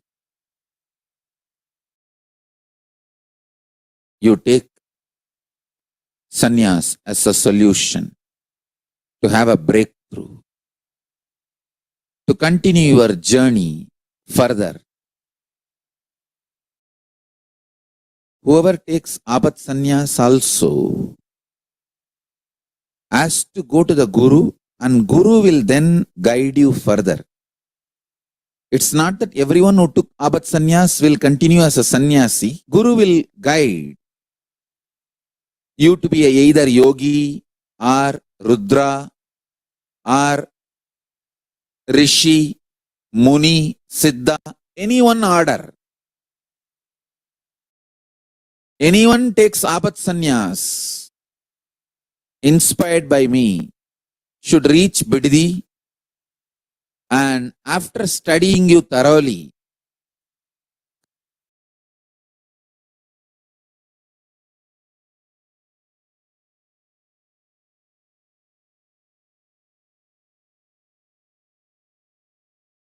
happen. Swamiji does not need any of us. Like literally, Swamiji doesn't need any of us. But if you see, no matter what a difficult situation comes, Swamiji will still give opportunity for all of us to be a part of it. If you get into a delusion thinking you are doing something great, you are doing some big thing, you will really feel like the Devatas. End of the day, all of them felt like what? They all built a chariot using all their powers, and they thought, this chariot, even I can go and win over the Asuras. What happened? The moment even Ganesha went and just put his foot on the chariot, the whole chariot fell off. Understand, this is something very important for us to cognize. Anything you do from bhakti, when you know, I am not the person who's doing. Even this is what Swamiji is doing to me. You will manifest such auspiciousness because you'll be letting Swamiji to flow through you. When you get into your ego, you'll destroy yourself, and even whatever you're doing will never be successful. Just see, Swamiji is only 46 years old. He's created a nation for Hindus, something for years together no one was able to achieve or even dream of. People couldn't have the guts to even dream about it. Swamiji did not just envision it. Coming from one remote village from southern India, Swamiji is today the Supreme Pontiff of Hinduism. He didn't need any of us for this. To create this whole nation, KAILASA, it happened with his sheer hard work, his tyaga. He doesn't need any of us for it. The moment you realize that, you yourself will understand what a great blessing you have received to even be a part of this mission. Anyone who wants to manifest Sarvengapita Yajaman, Sarvengapita Karta, this is actually a direct solution. You don't need something from external. You actually, if you realize, Swamiji doesn't really need this. Swamiji does not really need all of us to do so much. But by being a part of this mission, I am getting a great blessing to be a part of this system. I am being part of Paramashiva's Leela. The moment you realize that, you will simply manifest everything because you let Swamiji to flow through you. Otherwise, still then we will be holding on to our lower identity. We'll be thinking, I have to manifest the wealth. I have to do serving a Pirajaman. I need to do so much of work. I need to do this. I need to do that. We, from our lower identity, the small person whom we think we are, we will keep trying to do everything possible, try to struggle. End of the day, we'll feel like, oh God, I'm still not able to achieve. You will never even remember to even let Swamiji to flow through you. The moment you realize, see how as Tripurantaka form. Swamiji did not need the Devtas. He didn't need a chariot. One opening, one third eye, enough. The three worlds is burnt down. Same way, Swamiji does not need any of us for Kailasa. But by realizing that, when you understand what a boon, what a blessing, first of all, it is His grace, His blessings that we are even in this physical body when Swamiji is in this physical body. When you realize that, you will start letting Swamiji to flow through you and simply serving Epita Jaman, serving Epita Karta, all will just follow. Actually, I request every one of you here, all the participants that are sitting, take a few minutes and post down what you are clicking with, what you are understanding. Because today Swamiji is going to be conducting this most powerful process. We all learned about being our own boss. We all learned about what leadership actually means. And Swamiji is like the embodiment of the leadership that we all can learn from. So it is important that we actually sit, analyze our understanding, and we pen that down.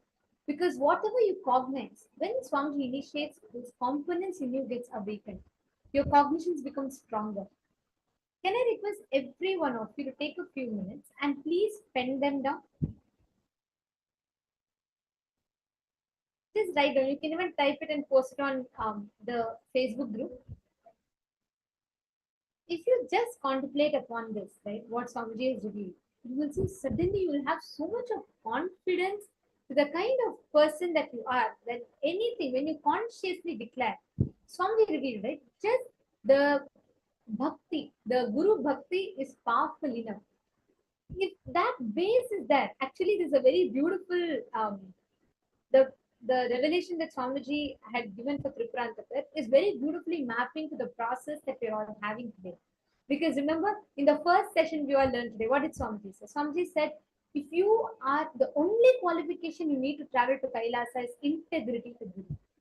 If that Guru Bhakti is there, you will be able to manifest Kailasa. And today, we're all going to have a unique process where we are going to be having the darshan of Maha Kailasa exactly as it is.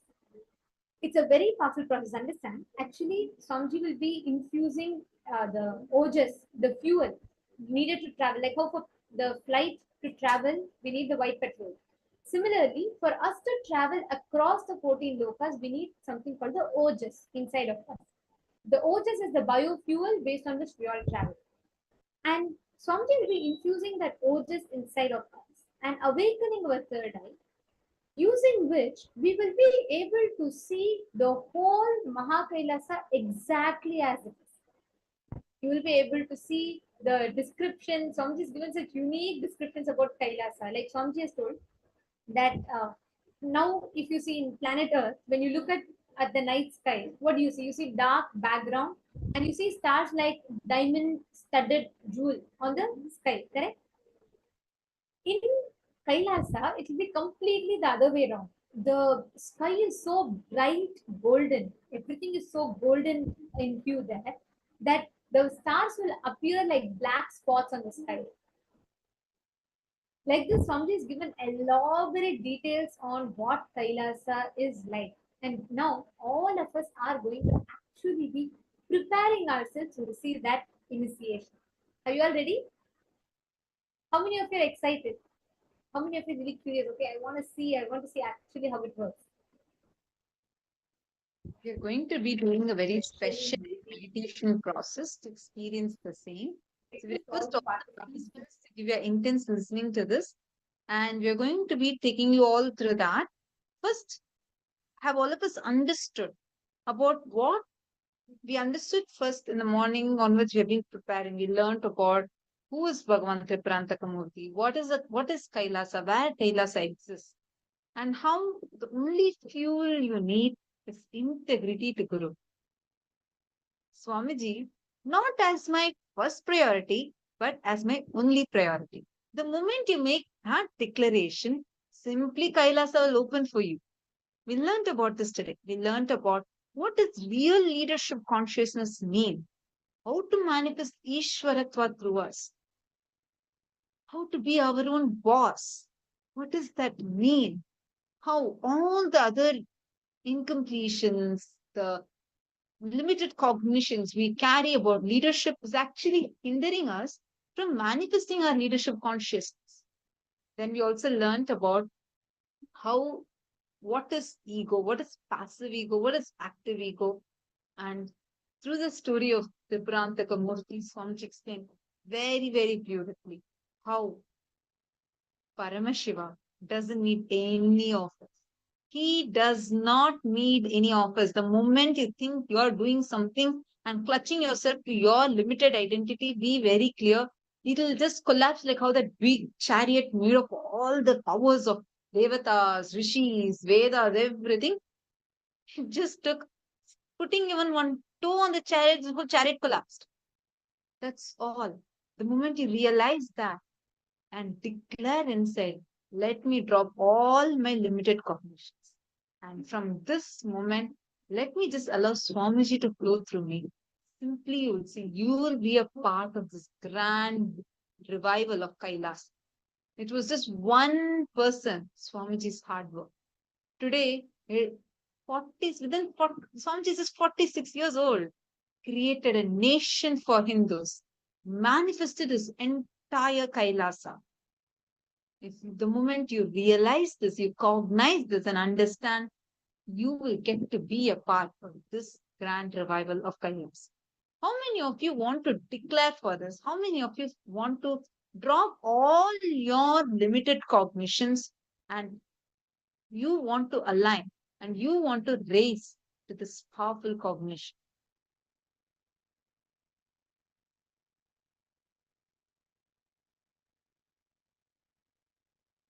I'm just seeing, I see some participants saying the audio is not good.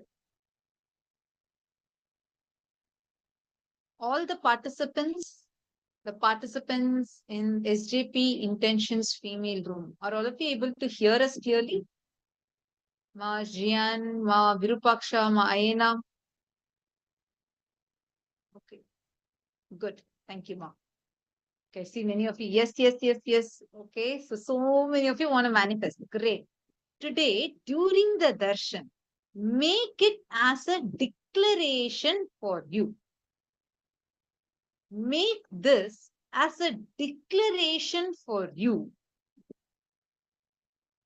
All my lower identities, including the cognition, I am not able to manifest this power. I am not able to manifest SJP. I am not able to do that. Who asked you to do that?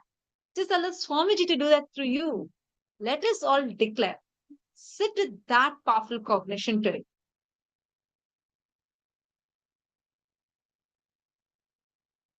Mamiti Toti has posted, I'm proud of being Swamiji's devotee. I made a clear declaration to be my own boss, and Swamiji made it happen effortlessly. Absolutely. Actually, when Swamiji conducted the Be Your Own Boss webinar, all the participants who attended that and whoever rose their hand saying, yes, Swamiji, I want to be my own boss.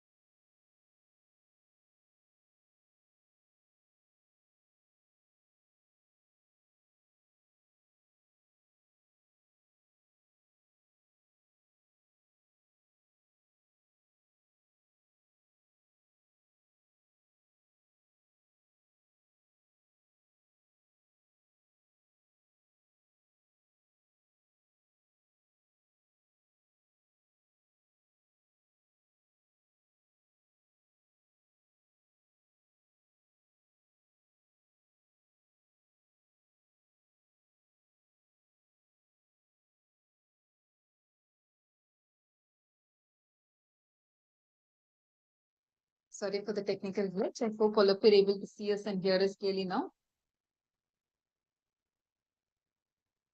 Great.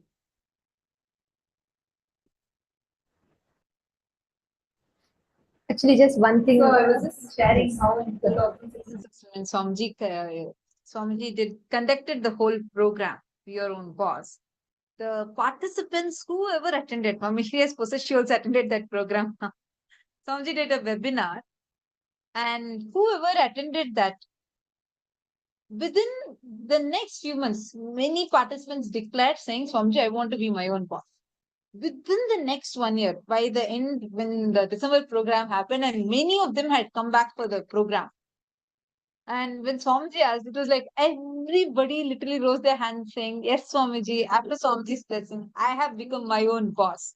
Understand? Like it's such a powerful process. Of course, the moment you declare, leave it to Swamiji, Swamiji will manifest through you. Anything you want to manifest, SJP, or you want to become a Karta, you want to become your own boss, you want to manifest a new job, anything you want. Just moment you declare all this lower identities I'm carrying are all lower identities. It's not me. Let me drop it at Swamiji's. From this moment, I'm just going to let Swamiji to flow through and place any prayer.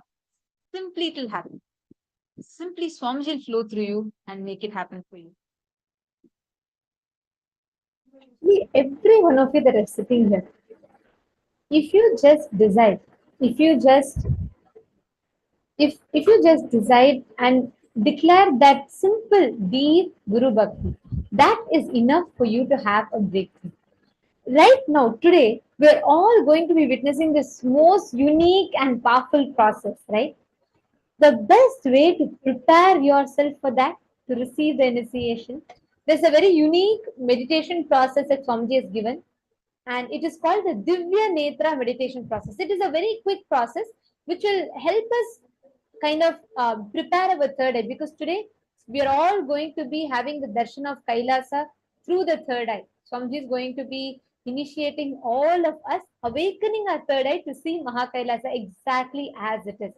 And whatever you will be seeing during the process, you will be posting that in the chat. So whatever you are seeing, please post it in the chat so that you'll keep describing it in the chat during the initiation.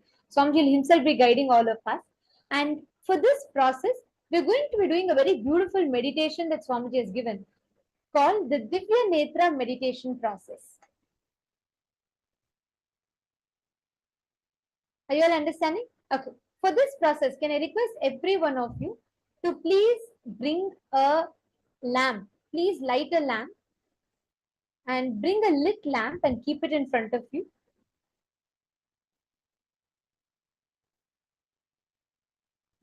Anything, either ghee or sesame oil or any oil, just a normal lamp. You can light a lamp with wick and please bring it and settle down in front of the camera.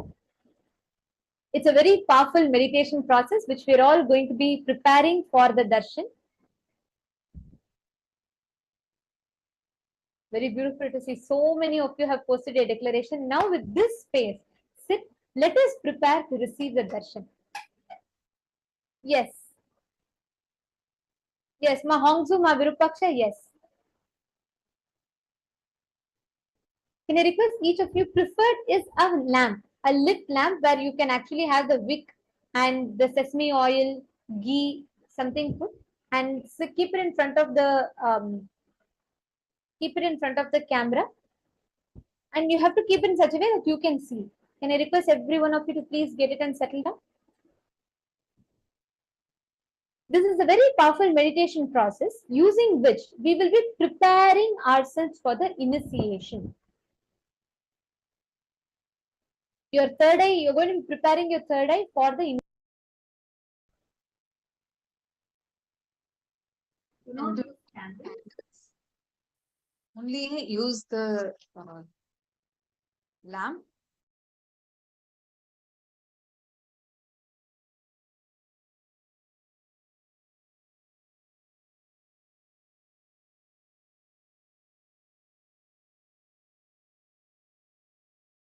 The normal plastic based ones do not use. If you have something based on the vegetable oil or vegetable fat based candles, you can use that. I request everyone to please settle down. Now, sit on the ground with your legs crossed. Those who cannot sit on the ground, you can sit on a chair. That is fine. If you are not able to sit on the ground, please do sit on the chair. And in the first step of the process, we request every one of you to intensely focus on your brow center, the Agnya chakra, as if there's a drill bit that is penetrating it. Bring your complete awareness. If you bring your awareness on the Agnya chakra, immediately you'll experience like as if some force or some energy is penetrating it.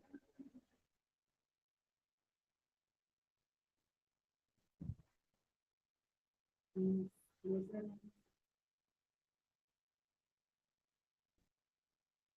request all the participants to do the steps along with us.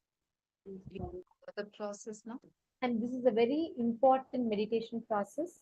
We request every one of you to settle down in the camera for this process.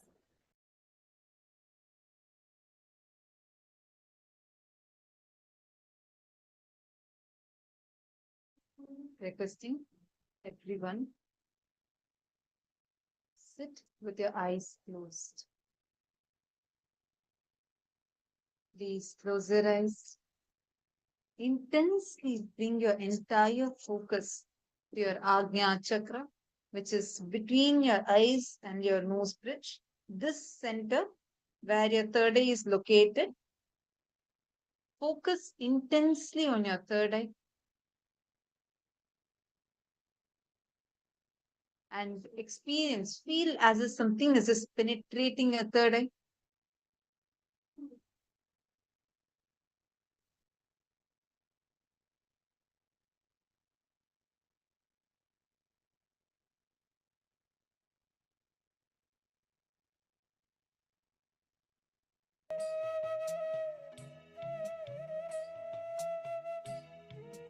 Bring your complete awareness to your third eye, the Agnya chakra.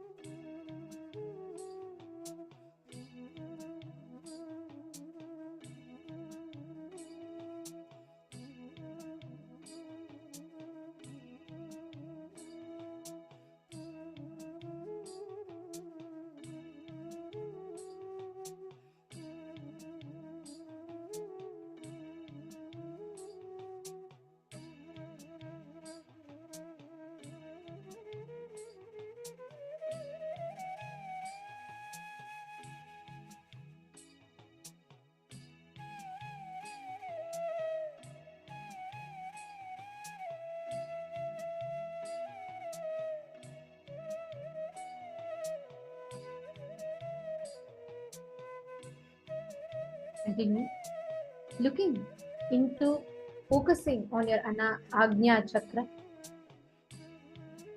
Experience the energy penetrating into your Agnya chakra.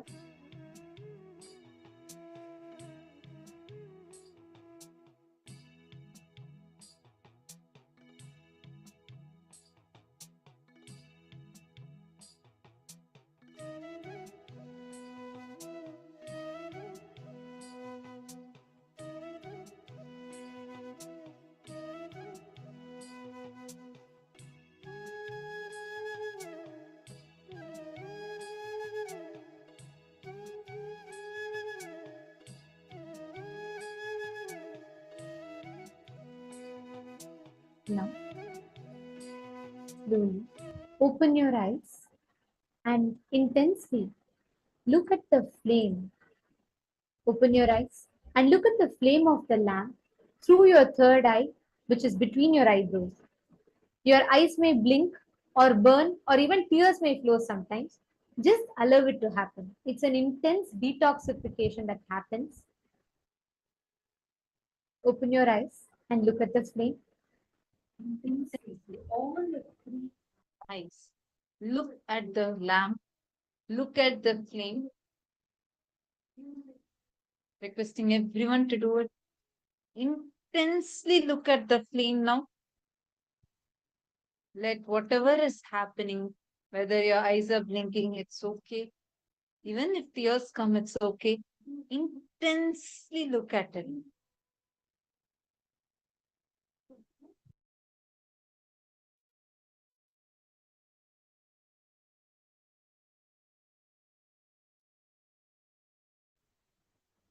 Look at it through all your three eyes. Continue to retain the awareness on your Agnya chakra and look at the lamp through all your three eyes.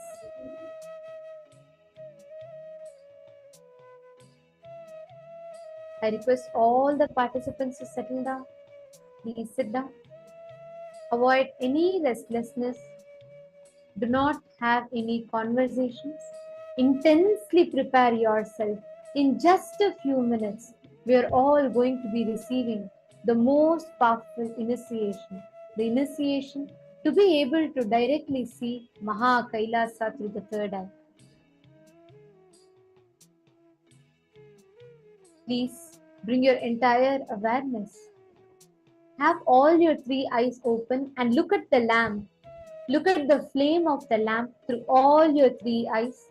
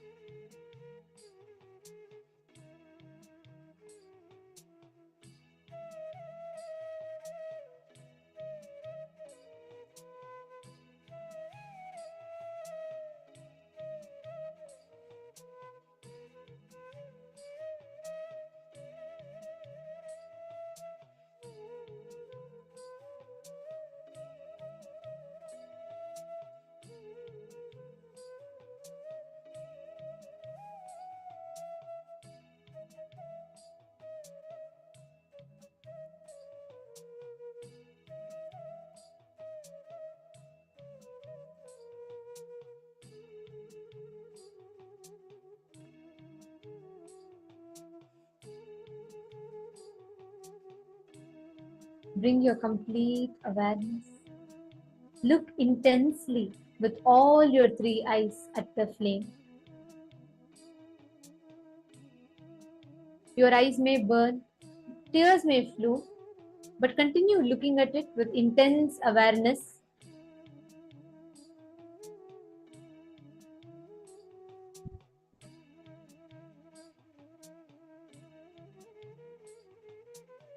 Krishna Mohanaya, do not worry. I saw your message. Today during the darshan, you just pray to Swamiji, post your prayer. Swamiji will himself bless and heal your ear. All the others, I request all of you to continue the process intensely.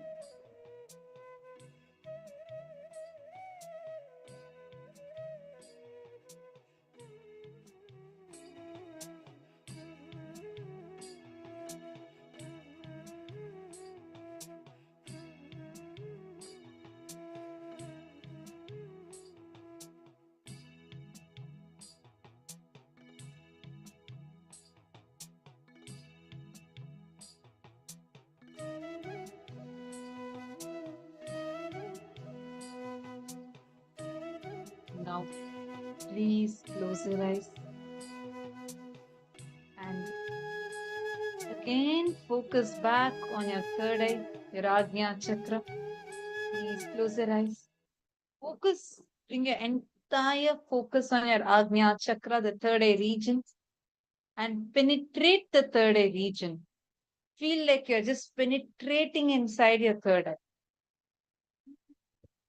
bring your complete awareness to your third eye, which is between your eyebrows and your nose. This point, please bring your complete awareness to this. Focus and feel like you're intensely penetrating this third eye.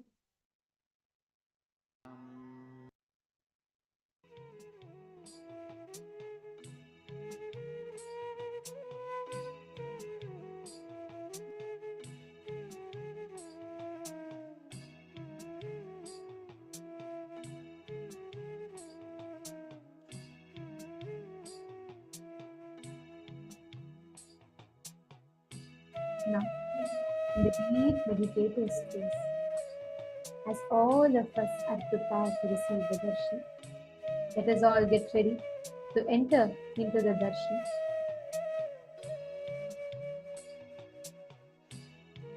Continue to remain in the deep meditative state, intensely preparing your third eye.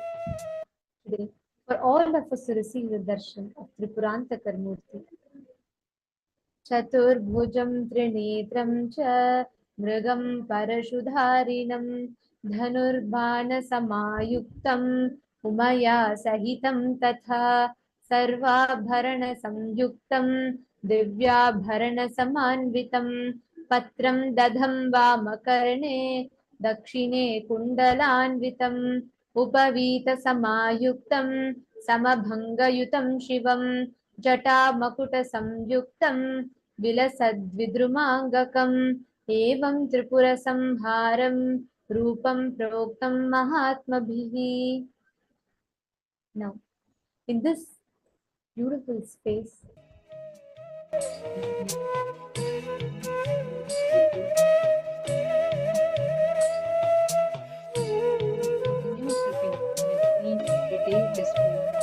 with your entire awareness in your third eye.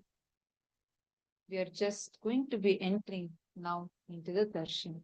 Please continue to be remain in the space of meditation.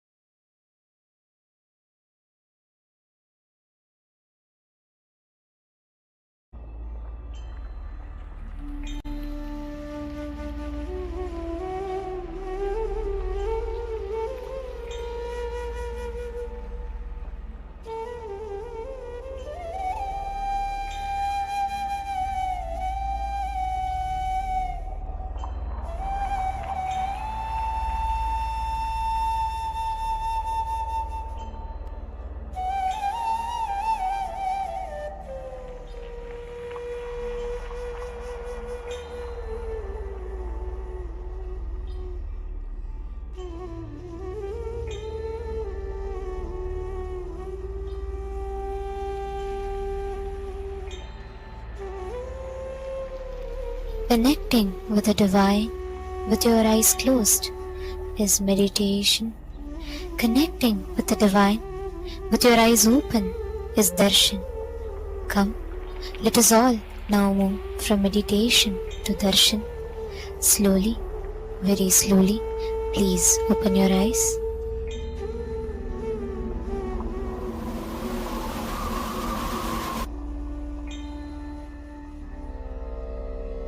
வான்முகில் வளாது பெய்ய மலிவளம் சுரக்க மன்னன் கோன்முறை அரசு செய்ய குறையிலாது உயிர்கள் வாழ்க நான் மறை அறங்கள் ஓங்க நற்றவம் வேள்வி மல்க மேன்மை கொள் சைவ நீதி விளங்குக உலகமெல்லாம் மேன்மை கொள் சைவ நீதி விளங்குக உலகமெல்லாம் மேன்மை கொள் சைவ நீதி விளங்குக உலகமெல்லாம். தென்னாடுடைய சிவனே போற்றி, எந்நாட்டவர்க்கும் இறைவா போற்றி, காவாய் கனகத்திரளே போற்றி, கைலை மலையானே போற்றி போற்றி, அண்ணாமலையம் மண்ணா போற்றி, கண்ணாரமுதக் கடலே போற்றி,